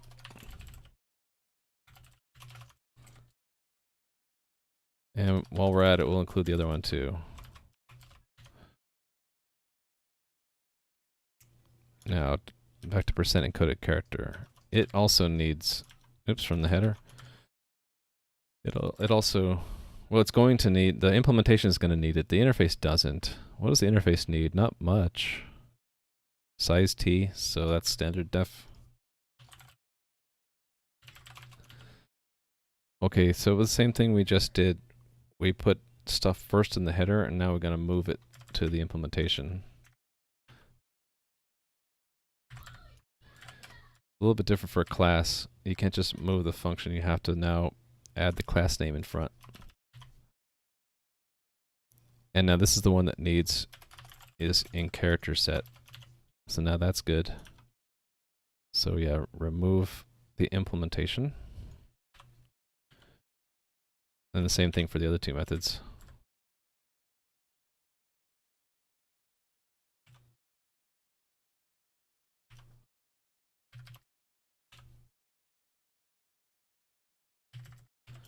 All right.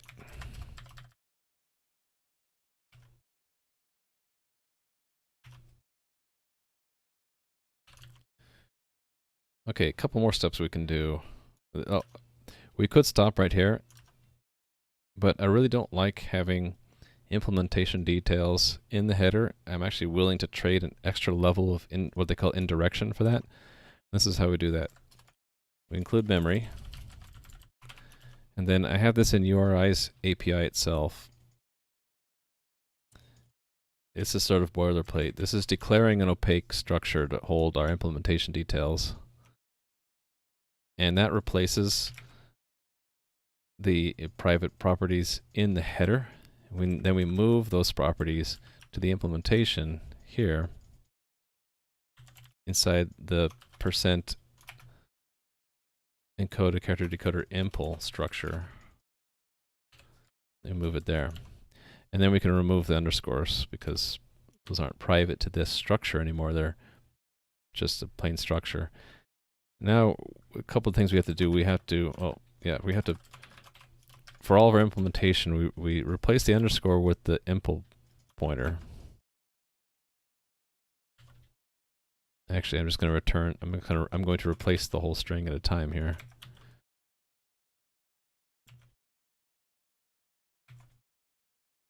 Oops.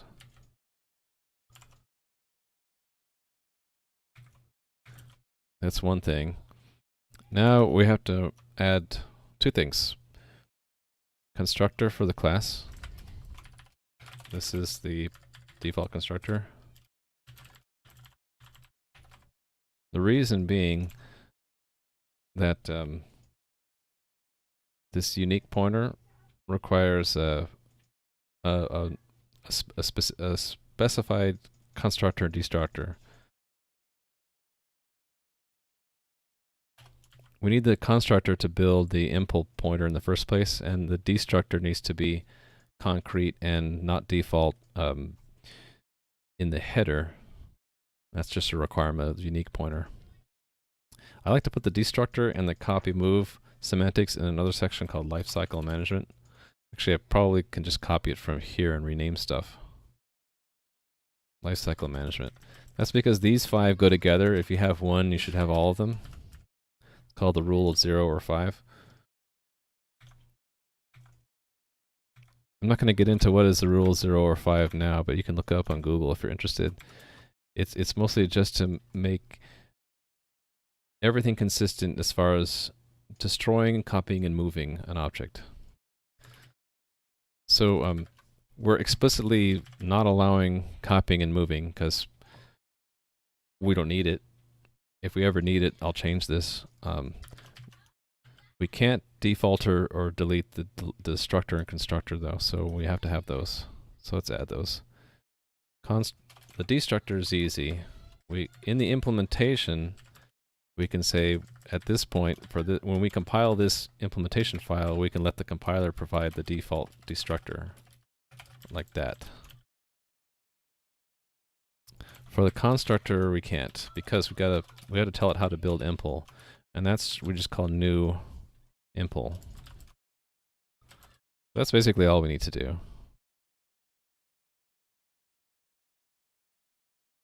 Now, when we use it, okay, we needed that header too, but oh, it is there.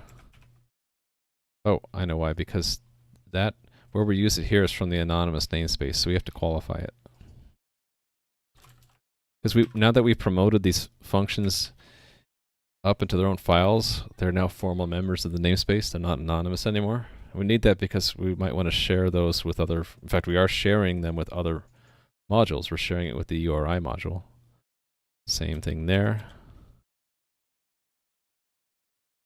So we're just being we're specifying. How come it doesn't like that? Oh, here's where we did a copy. So I will need a copy constructor. Or is it doing a move? I guess it's doing a move. Okay, we'll fix that in a second. Makes sense. We're constructing a new one, then moving it to go there.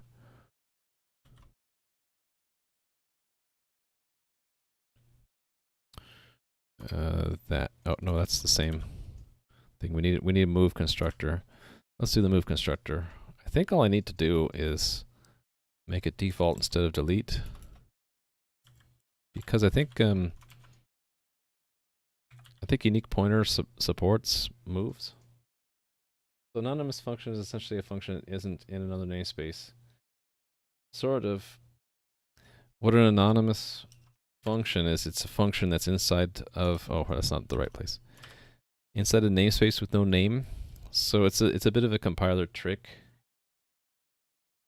Yeah, it's nothing to do with lambdas. When I say anonymous namespace, I mean the namespace with no name. It's a trick though. The namespace ends up with a name. It's just one that the compiler assigns, and it's just like a random string. It does that so that it doesn't collide with functions. Like you might have this function in another module that you link this module with. So you might have two functions called parse_uint16 in different anonymous namespaces. So to keep them from colliding in the linker step, the actual namespace is given a name, but that name is only visible to the linker and the compiler. The programmer can't see it, and so can't accidentally use a function they shouldn't be able to reach. That being said, how do you reach it is, the rule is that everything declared inside of an anonymous namespace is accessible by default outside of that anonymous namespace, but only inside that same CPP file. So that's why I can use it throughout the CPP. I can use these functions, but not outside. And that's my intent, is I want these to be like private functions that are private just to this CPP file and not outside. When we promoted %encoded character decoder out, though, it's now formally in our library's namespace. It's still hidden by the fact that these headers are, how do I show that? These headers are in the source directory and not in the include, so users of our library won't be able to get them unless we choose to, and the way we would choose to is we would just move them to the include folder. Now they'd be public. So I hope I explained the anonymous function. Anonymous function, when I say that, it's usually anonymous namespace function. Okay, it's back here, right? I want to make sure that this has no issues now. This was in the anonymous namespace, so it needs to reach out to URI to get it. But that should be it. Undefined type. Okay, if you ever hit a compiler error and you double click and you end up in the implementation of the standard library, it's sort of a shortcoming of the compiler, Microsoft's compiler. It's not showing you your part of the error, it's showing you the result of your error when the compiler hit it when instantiating the standard library's template stuff. So to get where the error really happened, you go to the output window and you kind of look until you see the name of your file. And it'll say something like, see the declaration of something else, and that's your code. So that's where the error actually happened. There is, it's using an undefined type. Why is that? Oh, no? Oh, I think it's because I have these as default. That's why I can't make the destructor default. It's an obscure reason that I'm not really good at explaining, but suffice to say that the implementation of this class is in a different file. But when we pull in this header, when you say something like equals default, it puts the code in the module where you included it, not in the module where it's implemented. So it's we still want the default move semantics, but we will move them to the, we'll say that we want the defaults in the implementation here. And here we got to be scope it by the class, which makes our names really long, but that's okay. I can actually group these together. It's right here, we want that. Equals default. That should fix it. Right. Fixed. So let's run that, make sure we didn't break anything. Nothing broken. So now we've removed the class into its own module. And we've obscured its implementation. And we could refine this even more. In fact, that's what I want to do with this character set next. And I think that's the last thing I'm going to get to before I take a break, because my voice is getting tired. We're at 2 hours. It's better than yesterday. I was getting tired at 1.5 hours. So, right. So what we were. Oh, I need to check this in. I keep forgetting to do that. Check it in, right? Did a bunch of things. Refactoring. And again, like I said yesterday, true sign of refactoring is no test changed. Only changed implementation. No tests. So this is refactoring. What did we refactor? We extracted. Extract is character in set to its own module. Extract percent encoded character decoder to its own module. I guess it's all we really need to say.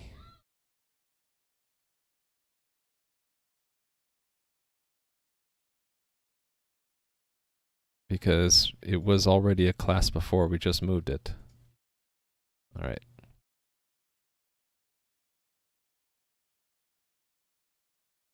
Okay, good to go for the next thing. And the last thing probably for a while, we'll refactor is character in set. And after we refactor this, I'll probably take a break until this evening. I'm not exactly sure. I'm going to do a raid later, so from 8 to 10, so maybe either before or after that time block, either before 8 or after 10. So what I was doing before is in the interface here, we're going to change this to be character set.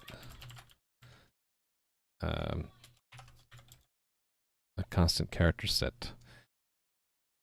We'll do this in 2 steps. Eventually I just want, instead of it being a free function like this, I'll make an object called character set, and then I'll have a method called is this character in the set, right? But we'll do it in 2 steps. First we'll have a class. And because I know it's going to be very temporarily called is in character in set.hpp, that eventually this is going to be called character set.hpp, we won't put this in another file or make it a temporary name. We'll make it the eventual name we want, which is character set. And it's a class. And its documentation is this represents a set of characters which can be queried to find out if a character is in the set or not.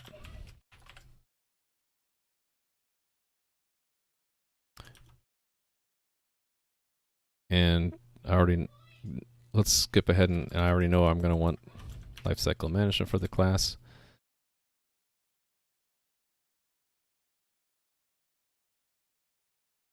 And let's see, do I need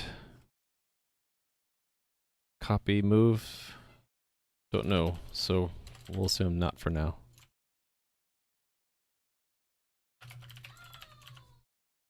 And we want a constructor. Actually, we want a couple different constructors. We want a default constructor, which will be an empty set. Do I need an empty set constructor? I don't know, but it's easy. It's just the default, right?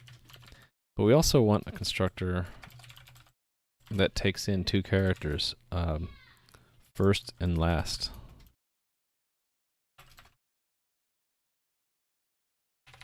And this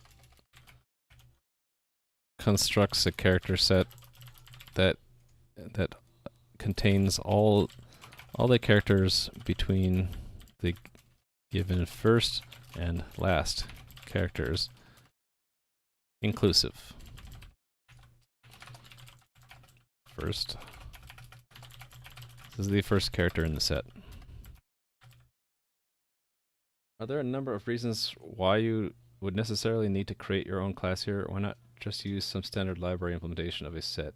Actually, you're a seer, because that's probably what I'm going to end up doing. But not exactly sure yet, because I don't know if the semantics I want are going to match up with standard set. We'll see. I kind of going with the flow, so you might be thinking, you're probably thinking ahead down the road, and you're probably correct. So the first is the first character in that we wanted in the set. This is the first character to put in the set. This is the first character of the range, first of the range of characters to put in the set. Then last is just first but last.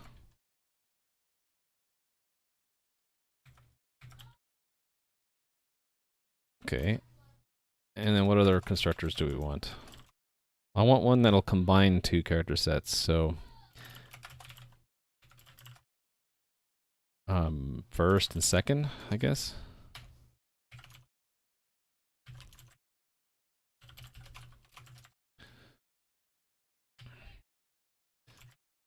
This constructs a character set that contains all the characters in the two other given character sets. This is the first character set to include.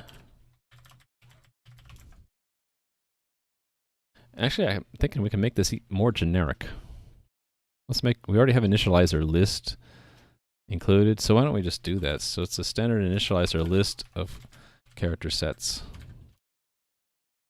Character sets. And because, actually, because it's got a single parameter, it's good to say explicit here.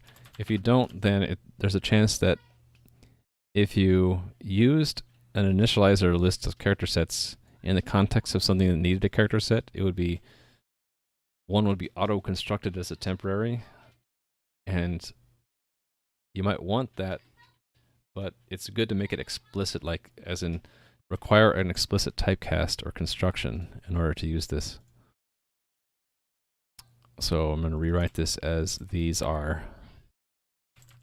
the character sets to include.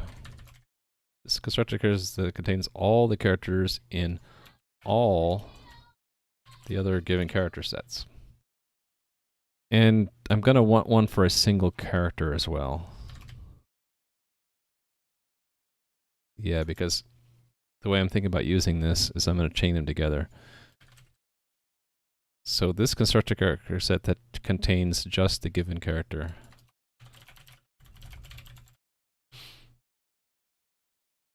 Let's see, this is the only character to put in the set. Alright, so how are we going to implement this? Yeah. It's a class, right? So yeah, we want to do the right thing and make the impl.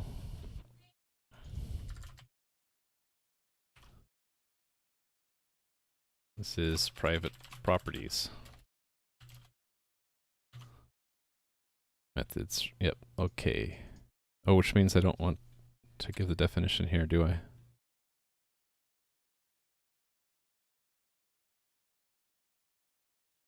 And I don't want to do the defaults either.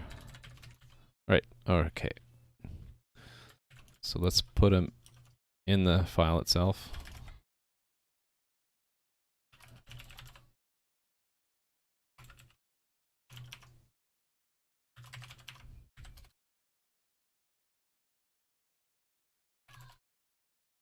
Alright. Couple more constructors to do.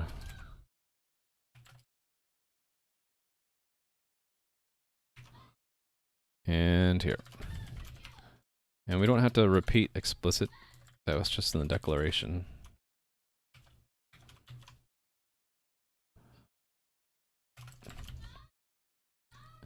And then we need unique. We have unique pointers, so we need memory.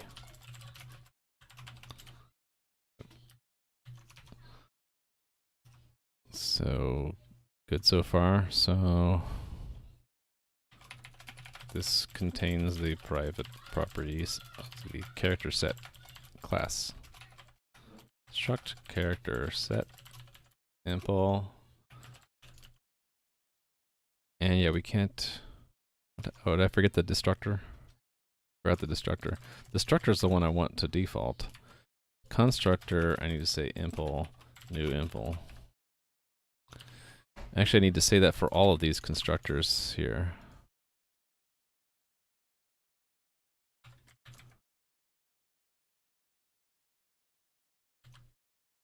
Right, so what's in their implementation? And here's where maybe we're getting to Rally Monkey's idea. Why not just use a standard library implementation? That's exactly what I'm going to do. Include set.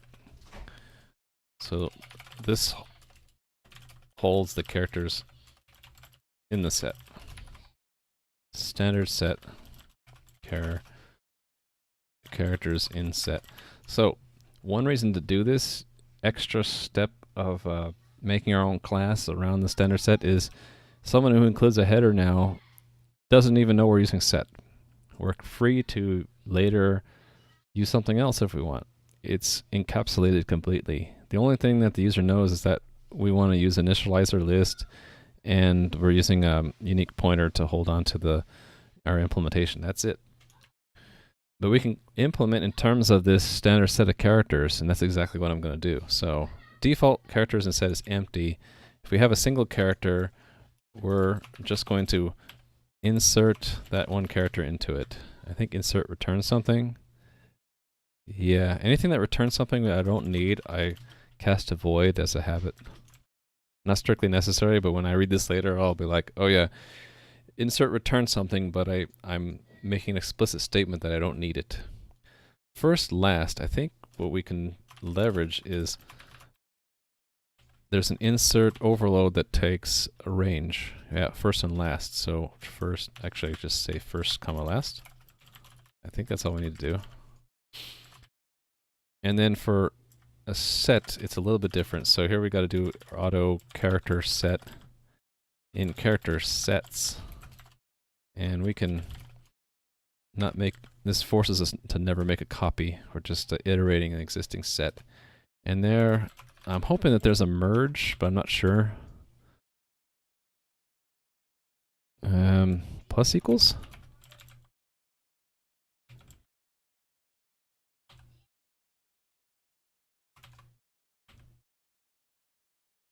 Oh, I have to dereference it.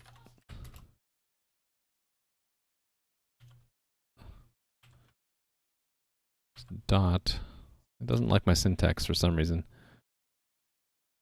Error type. It doesn't like it. What is it? Doesn't like it. Why doesn't it like my iterator pointer reference is illegal? Oh, used here.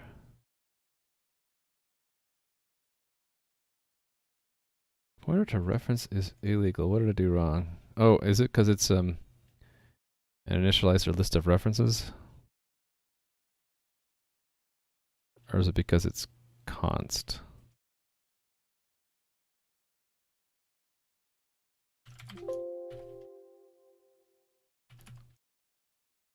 What is it? I'm forgetting my keyboard shortcuts. It's comments, control KC, okay. Huh.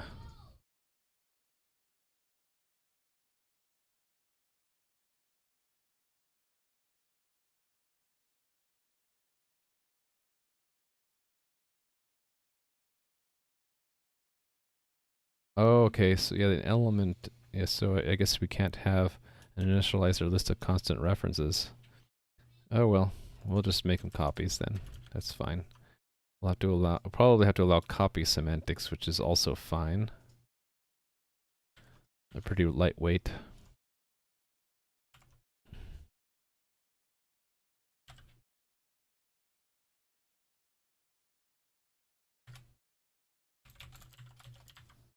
Oh, I don't actually, it's an iterator, so we need auto, right? What didn't it like? Oh, you can't use the range for. We have to say, we have to use iterator protocol, so it's that dot begin, character set not equal to the end, and then plus plus. Now we can arrow, impl. I guess plus equals is not. See, this is what I was afraid of. So standard set doesn't have like a merge or add another set to a set. So what does our manual say? Standard set. What can we do to a set? Clear insert, and place erase. Maybe we just need to do an insert, and there's a version of insert. Okay, there's a version of insert that we already used that takes 2 iterators. I guess we can use that. So it's insert, and then that dot begin to the end.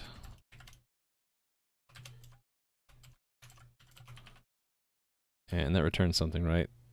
No, it doesn't, so don't need to cast a void. So that builds a character set which is a superset. All right, so that was it for the class. So now this function, I think it's probably a good point to move that into the class itself. We'll do it in 2 steps. First, we'll make a public method called isIn,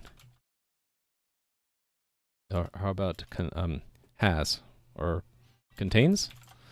Bool contains C. This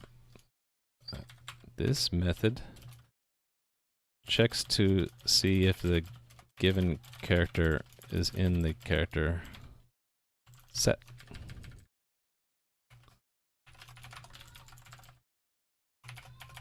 This is the character to check. Indication of whether or not the given character is in the character set is returned. And that can be const, why not?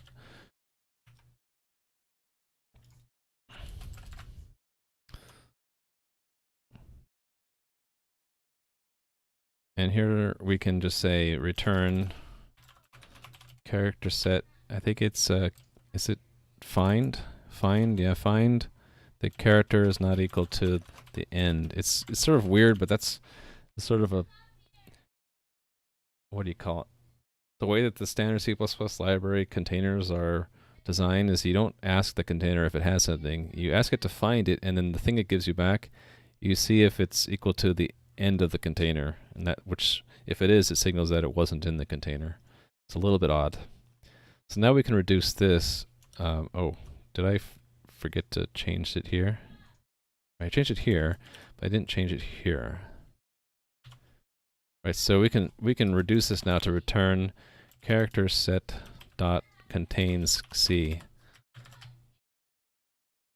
The reason I did that is because we used that a lot in these other functions all over the place. Is in character set. Okay, I'll check that in a second. Is character in set. So I don't have to change this code quite as much yet. So Rally Monkey, you didn't reach the end. You found it somewhere. I'm not sure what you mean. Yeah. Oh, did I have this backwards? No, it's if it's not equal to the end, then that means we found it. So then the character is contained in the set. I think I got that right. So yeah. Anyway, we're leaving the free function there, which just is a sort of a wrapper around using the member function, the method of the class. What we still need to get to is actually clean up these, and we'll do that now. So we're going to use this class a lot. So here's where we're going to start making some singletons. All right, no problem. So we're going to make some singletons. Const, And I like to make global constants all in caps. So this will be alpha. And another benefit of that is it's going to match up. Where did it happen to it? With my notes. Notes, preview notes. It's going to match up with the syntax here. Alpha, right? At least for alpha and digit, it's going to match up with the spec. So alpha is the character, URI character set of a, actually, was that the first one that we saw was alpha? No, it's not. It's A through Z. Oh, no, that is alpha. It's A through Z and then capital A through Z. So it's A and Z. Two of those, right?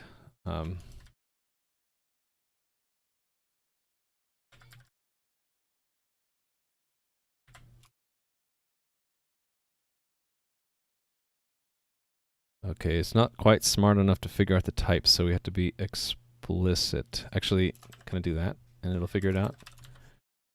No. So we have to be a little bit more explicit, I believe. Const int. What is it not like about? Okay, it was okay with that. Oh, did I? Is that because I forgot to say auto? That was it. So can I remove these types and it'll figure it out? No, so it's not quite smart enough to know the. Actually here, it's giving me a hint. It can't use the constructor mark explicit. So here's a case where, to make it look pretty, we want to remove what I usually put in, which is to force a typecast. We'll remove it. Now we don't need a typecast. And look at that. It looks really nice now. So that's alpha. So this is the character set containing just containing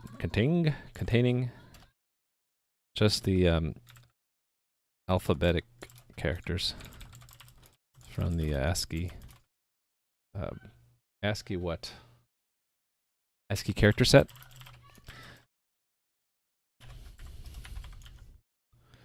Characters. So let's do the same kind of thing, but for digit.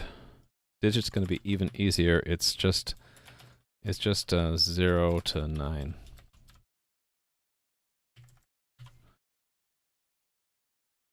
I'm thinking about collapsing that onto one line. I don't think it's necessary. And now we can do some cool things like building composites. So what's a good composite? How about unreserved? Let's make unreserved. This character set corresponds to the unreserved syntax specified in in RF. Here's where I'm going to be explicit and reference the RFC for URI. And it's going to be a composite. So the composite's going to be alpha, digit, and then it was these other ones here.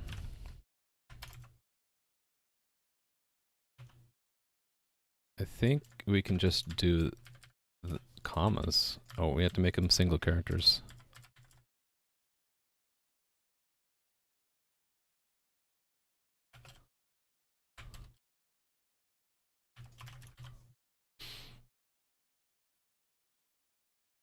Okay, here's where we need to have the copy constructor.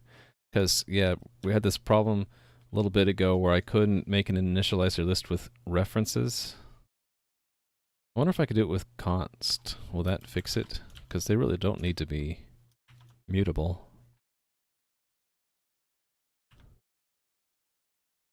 No, it's still insisting on making a copy. So let me think about this. Can I, instead of using initializer list, can I just use vector? It's still going to make a copy. All right, so I'll bite the bullet. Either way, it's going to make a copy, so we will allow copy semantics. I think because all we have in our private properties is a set, and set can be copied, we can just default them in the implementation.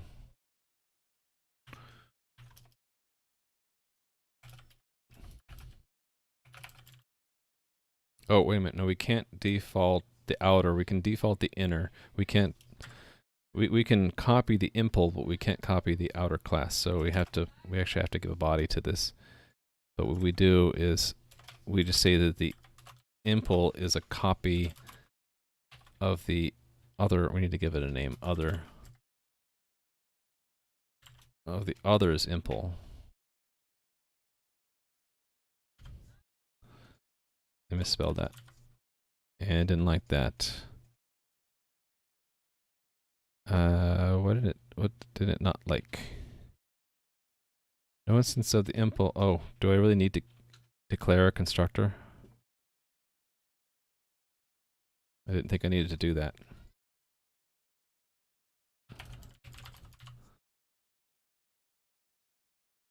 No instance of the matches the argument list. Oh, unique. Oh, that's right. It's dereference. The because impl is a unique pointer to an impl. So we're reaching in and copying the implementation. So we're copying the set. The reason why I don't want to just copy, there's two reasons why I don't want to copy the outer class itself, is when you copy, you're actually not allowed to copy a unique pointer because it's unique. If it was something like shared pointer, copying would result in the two character sets, the original and the copy, both pointing to the same character set, which would be bad because instead of having a complete clone, you'd now be, if you modify one, you're modifying the other. So this does what they call a deep copy. And we'll do the same thing for the copy assignment. Operator equals, oh, I did put that in the wrong place. Oh, I meant to put it after the constructor. There we go. So instead of constructing it with the copy, we're going to reassign the implementation to be a copy of the other's impl. And then there are a couple other things you do with assignment operators. You have a check to make sure that this is not equal to the address of other. And then you always return to reference this. That's just how assignment operators work. You don't want to assign, if you assign to yourself, you don't want to do that. And it always, assignment operator is always returning a reference to this. So let's just have to do it that way. Now, that should have fixed up this, which it did. And we can continue. So we did unreserved. What are the other ones we were using? Sub-delims. There's a good one. Sub-delims. This corresponds to these, is it dash? Dash. And that is a bunch of single characters. So we'll just put them all in the line here.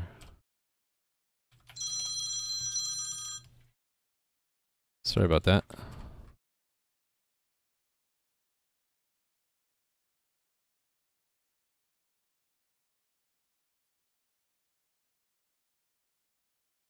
There's quite a few in this set, so I think I will put them on separate lines here, just for making it cleaner.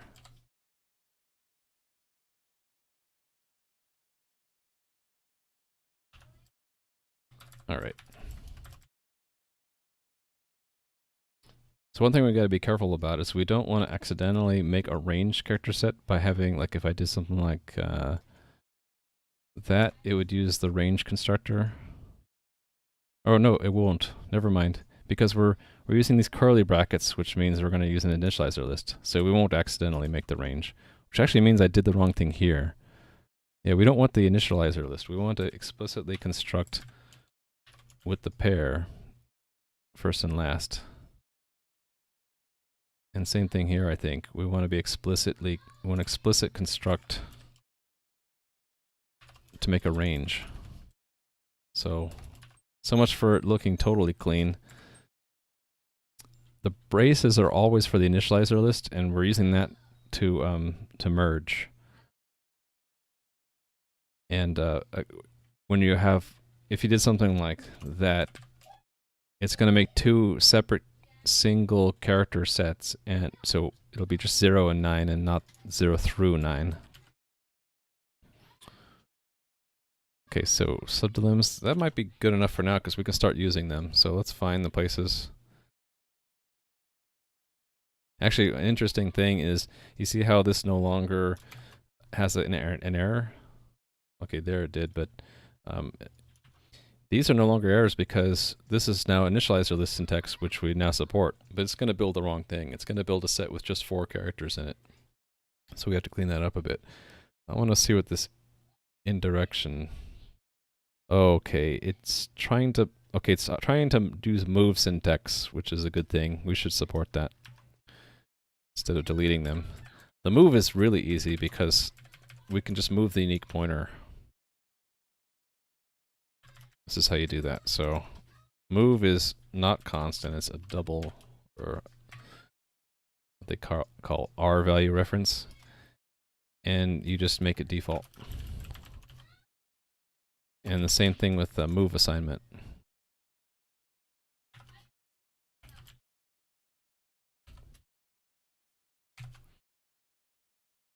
Illegal indirection. Yeah, okay, and it happened here. What did I do wrong here?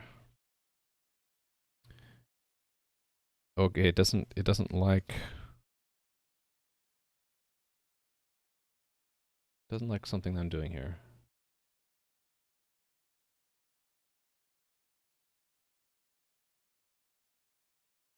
This looks fine to me.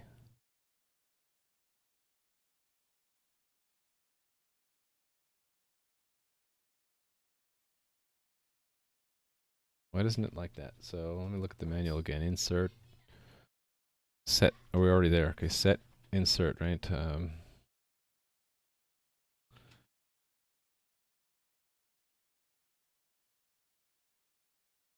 Oh, I guess there is no constructor that just takes 2 value types.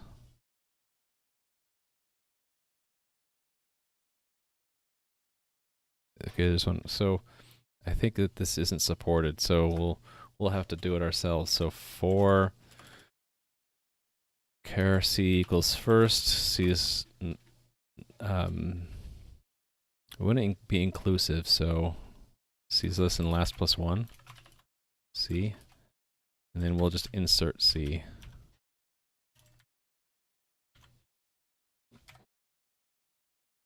All right. I thought that you could insert a range using first last character for standard set of characters, but I guess not. And that's another reason to encapsulate standard set with our own class is now this ugly detail of making a range of characters is hidden away. All right, back to where we're using this. So it's going to be wherever is character in set. So here we're going to fix it up, and we already made a range for that. That was alpha. This one's alpha. Okay, which one was that? For scheme. Okay, so we need a set for that, but we only need it in one place. So actually, what I think I'm going to do is I'm going to make it constant, even though we use it in one place. So sequence, no, not sequence, scheme, not first. So it's the characters that can be part of the scheme as long as they aren't the first character. Scheme not first.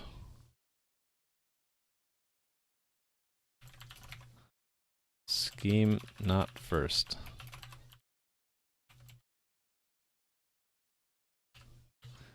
Actually, I wonder if I was too overzealous with using auto, and instead I should just do this. Is that easier to read? Maybe.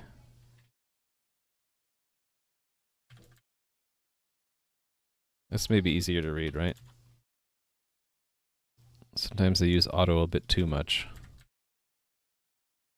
And then we don't have to say assignment is required, even though it's probably just going to fold them together in the end.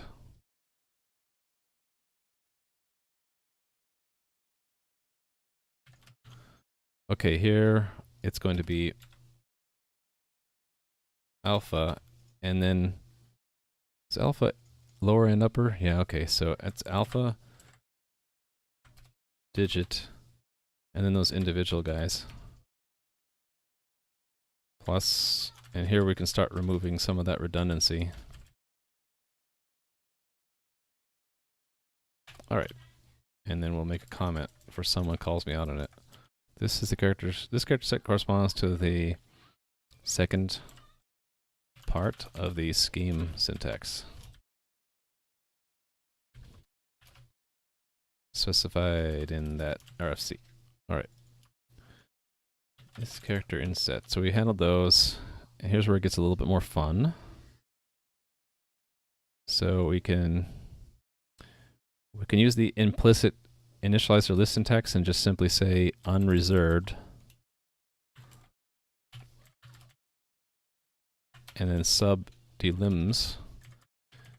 And then we can just say it's also allowed there. Just remove the redundancy. And then move these out, move this whole thing out to another place, and we'll call it. Actually, before I delete it, what was this again? This was path segment. So is that pchar? It's pchar without percent encoded. So this is pchar, not PCT encoded.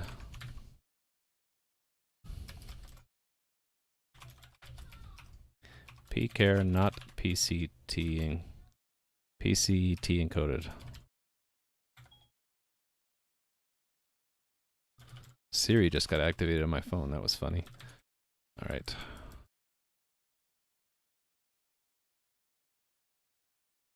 Don't need to have that, right? And then comment to the, this corresponds to the pchar.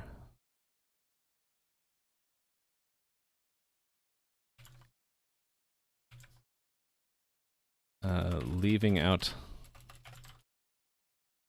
PCT encoded.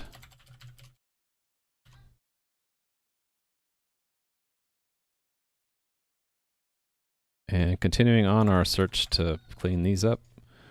This one, unreserved, sub delims. Actually, this whole thing was pchar, right? So I can just say pchar, not PCT encoded, and then. Right, so this was query or fragment. So in query or fragment, it probably wrote it the same way. Yeah, pchar or slash or question mark. Pchar slash question mark. Oops. So we'll write query or fragment. Yep, query or fragment.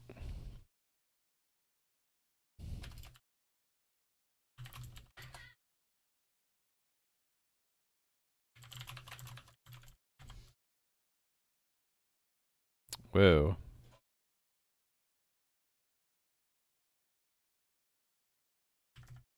Extreme indentation. Comment.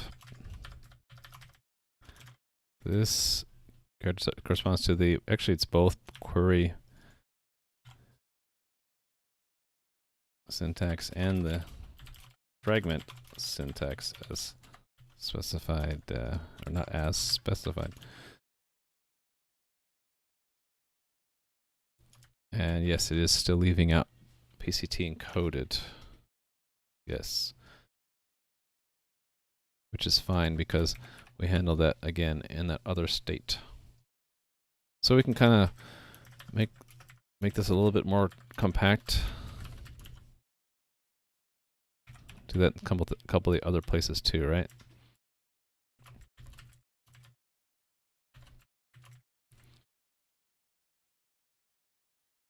here's one I missed. So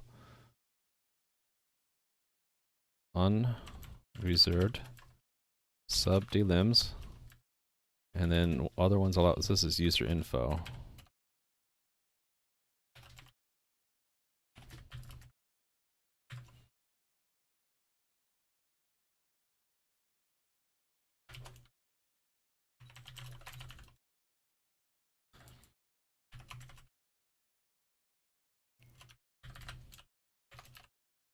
Comment. This corresponds to the user, just to make sure. User info. Yep. And it's not capitalized. Should I say not PCT encoded? Probably should on both of those.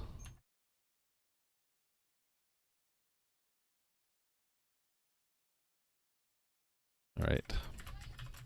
Getting there.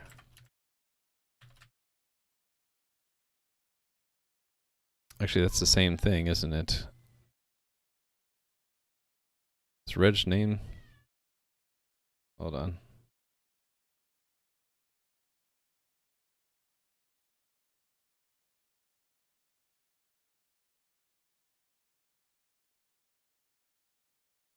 All right.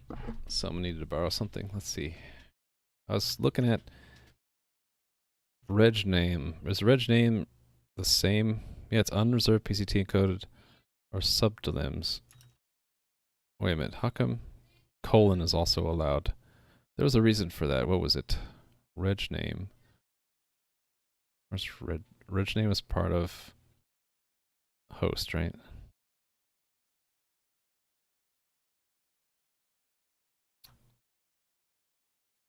Actually, I don't need that in there because if it is a colon, it's going to be caught by that other thing, so I don't need that at all. So it really is just what reg name is, unreserved and subdelimiters, and we handle percent encoding elsewhere.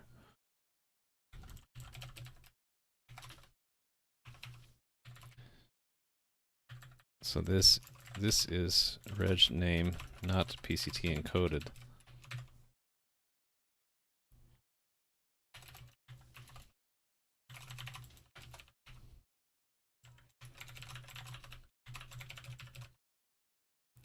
All right.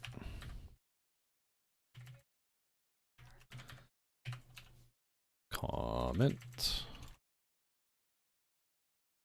That's reg dash info.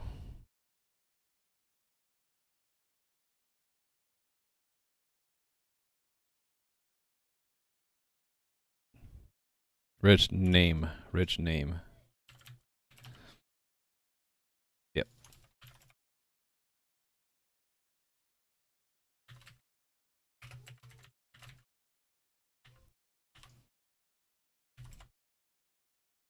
Okay, we had one more instance of alpha. No, this is a special one. This is hex digit, right?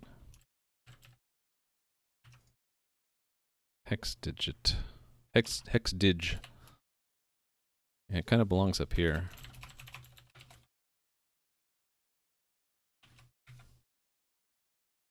It's two ranges. It's the range that, and then this range.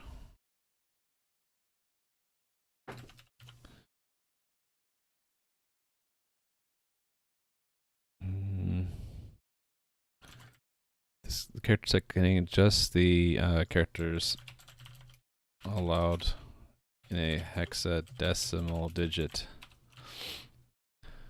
So what's interesting is the standards for hex dig. It was back in this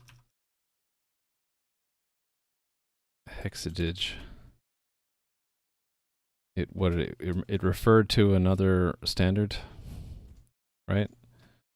And then that one said a hex digit had to be only capital A through F. I found that interesting. I don't know why they don't allow lowercase a through F, but they don't.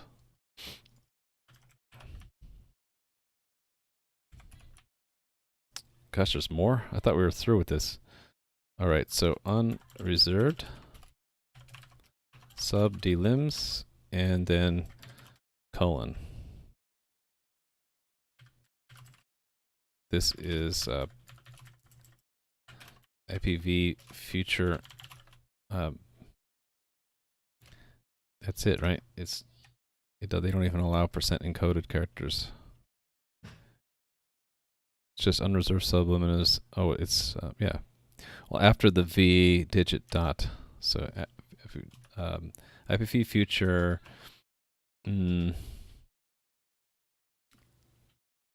Last part.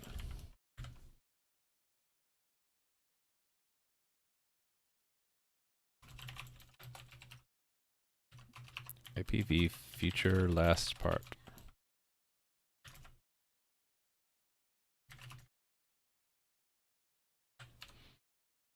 This corresponds to the IPv future syntax to the last part of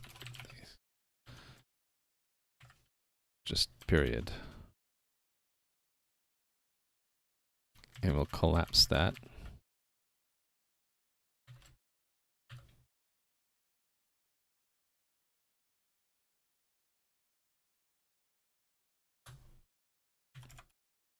And we're actually done. So let's make sure I didn't break anything. Gosh, I hope I didn't break anything. I did a lot of changes there. More than I'm comfortable doing between tests.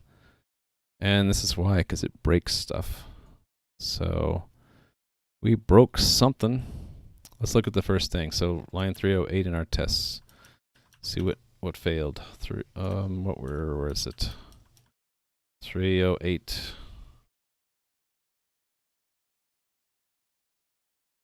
And it's the first one. So this one failed. Oh, it's our percent decoding. Failed. All right. Let's see what happened. Wonder if I can figure it out just by looking. That would be. That's the user info.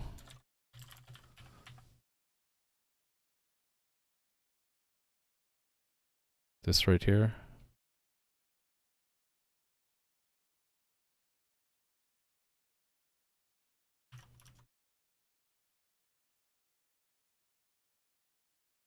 Okay, I don't see where it is, so we'll run until we get there. Oh, I don't think I'm running all my tests. Nope. Run all those tests. All right, so. Oh, this is the invalid case. Okay, there's the valid one that should pass and didn't, so.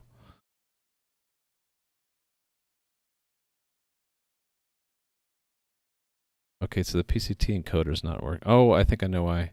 Because I never fixed that up. This has to be a digit. Actually, we're going to have a problem because digit's not declared there.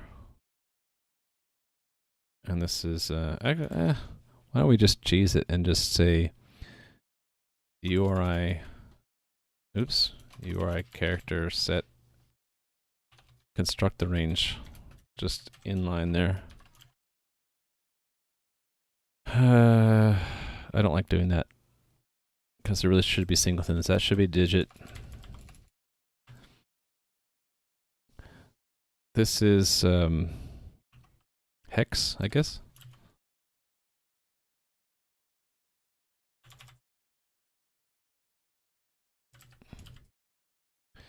And largely we can copy from this guy. It's digit, and then we're just going to add one for hex.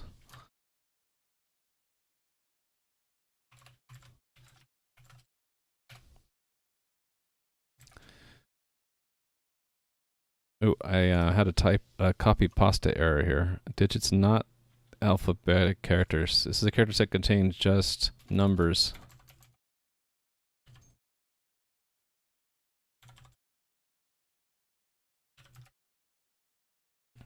This is the character set containing just the uppercase letters A through F used in uppercase hexadecimal. That's probably the the error that I had. All right, our test passed. We're good. Gonna check this sucker in. This is a huge refactoring, so we set up a bunch of character classes using a class that we made, and now we're using singletons of that class to make a more concise specification of all the sets of allowed characters. Basically, that's what we did. There's one more step we could make where I could collapse away this is character and set, but I don't know. I'm kind of thinking I'll leave it in there because I kind of like having the code read like, is this character in this set? Because otherwise you have to say, is character set contains this? Which is not quite good English. Refactoring. And we added character set as a class to represent character sets, allowing us to build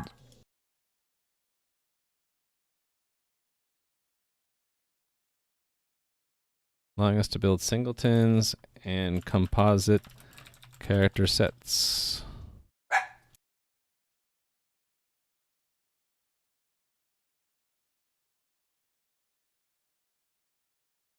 There's some real barking in the background. All right. That's what we did. That's I'm probably gonna end the stream soon because we got back to a good place. We did some refactoring. I know I need to do a bit more refactoring. Probably, for example, need to rename this module to be character set and probably make is character set just a utility or a macro or something, or maybe just reword it. Or maybe just keep it here in this header, and you would just get it if you include character set.hpp. So we're going to do that. This is looking pretty good. Percent encoded character. This is actually looking pretty decent to me. These sets look pretty. These sets we might refactor out into another module, just a single module to hold on to all these singletons, so that it's a little bit removed, because our file is getting kind of big. We're upwards of 708 lines. It's getting to the point where we can consider starting to break the file up into separate files. And let's just quickly scan through. We have maybe some more refactoring to do with state machines, because this common theme of having a state machine just to see if we need to run the PEC decoder or not, maybe that can be refactored out. I need to think about that.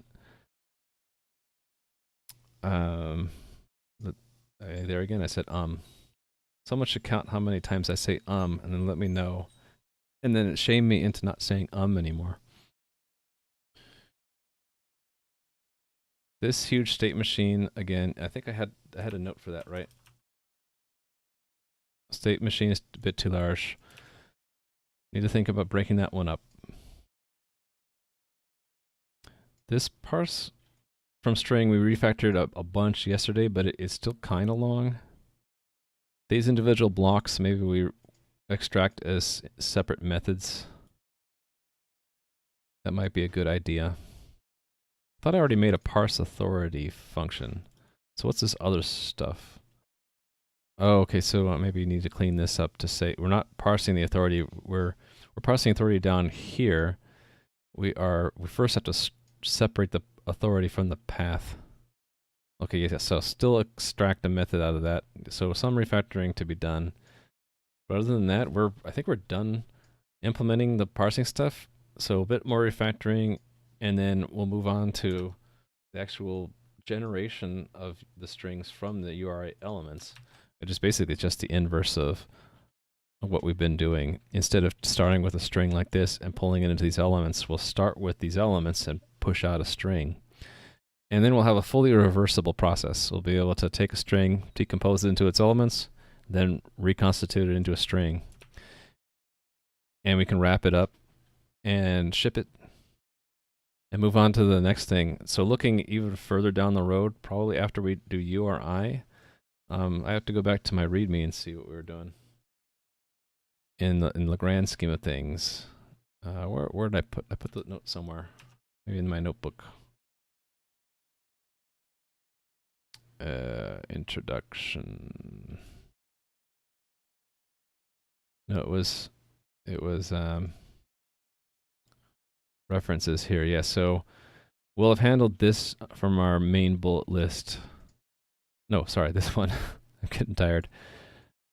Well, probably we'll move on to internet message format. And it's kind of like URI, only it's maybe a little bit more interesting because it will cover messages used between web servers, web clients, and also, interestingly enough, email. They all happen to use the same general structure. You might have seen it before. If you open an email and show just the message source, or if you're using a debugger in your web browser, it's a bunch of headers and then a blank line in the body, and the body might be encoded. And so we're going to write a class that can basically do the same thing we did with URI. We can take a big string containing an internet message, decompose it into its headers, its body, and then reconstitute it into a string again. So once we have internet message and URI, we can start actually making the real web server, which a web server, all it really is fundamentally is a program that understands HTTP, Hypertext Transfer Protocol.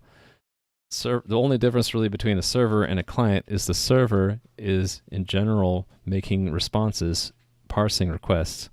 Client is doing the opposite. It's making requests and parsing responses. So we can almost make both the server and the client at the same time, or at least the framework for both at the same time. That was going to leverage heavily our internet message format, and to some extent, also URI, although not as URI is going to be somewhat smaller. I did URI first, basically because we were able to get it done in 4 broadcasts. Internet message format might probably take a bit longer. So yeah, again, we've done URI pretty much. We'll get to internet message format. Then when we get to HTTP, that's the fun stuff with the server.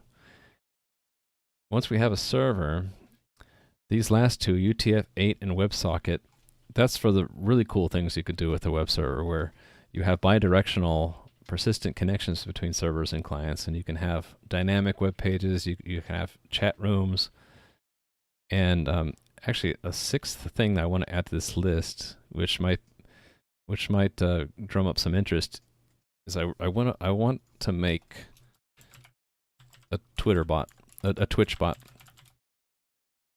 because once we have all these protocols, especially WebSocket, we can make a Twitch bot because the Twitch APIs are all web-based, and they all use either WebSockets or HTTP. So we'll have all we need to make a Twitch bot.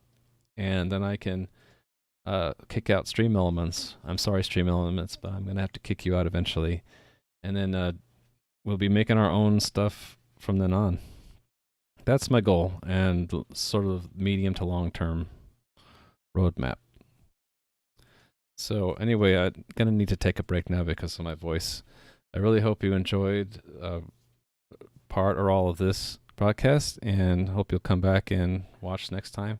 Probably, at this point, probably going to be either after 10 p.m. Pacific tonight or Monday, but we'll see.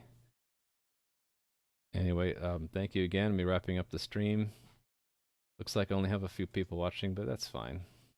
I don't actually expect or even really hope to get a lot of viewers, because this is pretty focused area of programming. It's not so exciting. It's not like we're making a game now, although eventually maybe we will. And I'm super new at streaming, so I might be terribly boring. And so I don't really expect listeners or what do you call it, viewers, or that sort of thing. Still working on those ums. But I do appreciate it if you watched, and I do welcome you to give me feedback. One of the main reasons why I'm streaming is hoping to get some feedback and some community interaction, because otherwise I'm basically locked in a box making this stuff, and I never know when I'm going down into the weeds the wrong path or not. when someone can write in chat, hey, your code looks really messy right now, that's a wake-up sign to me to say stop and refactor. And a lot of developers could use that feedback, and they don't get it. So that's what I'm getting out of this. And if I keep you entertained, then that's a bonus. Thank you for watching. I'll see you later. Bye.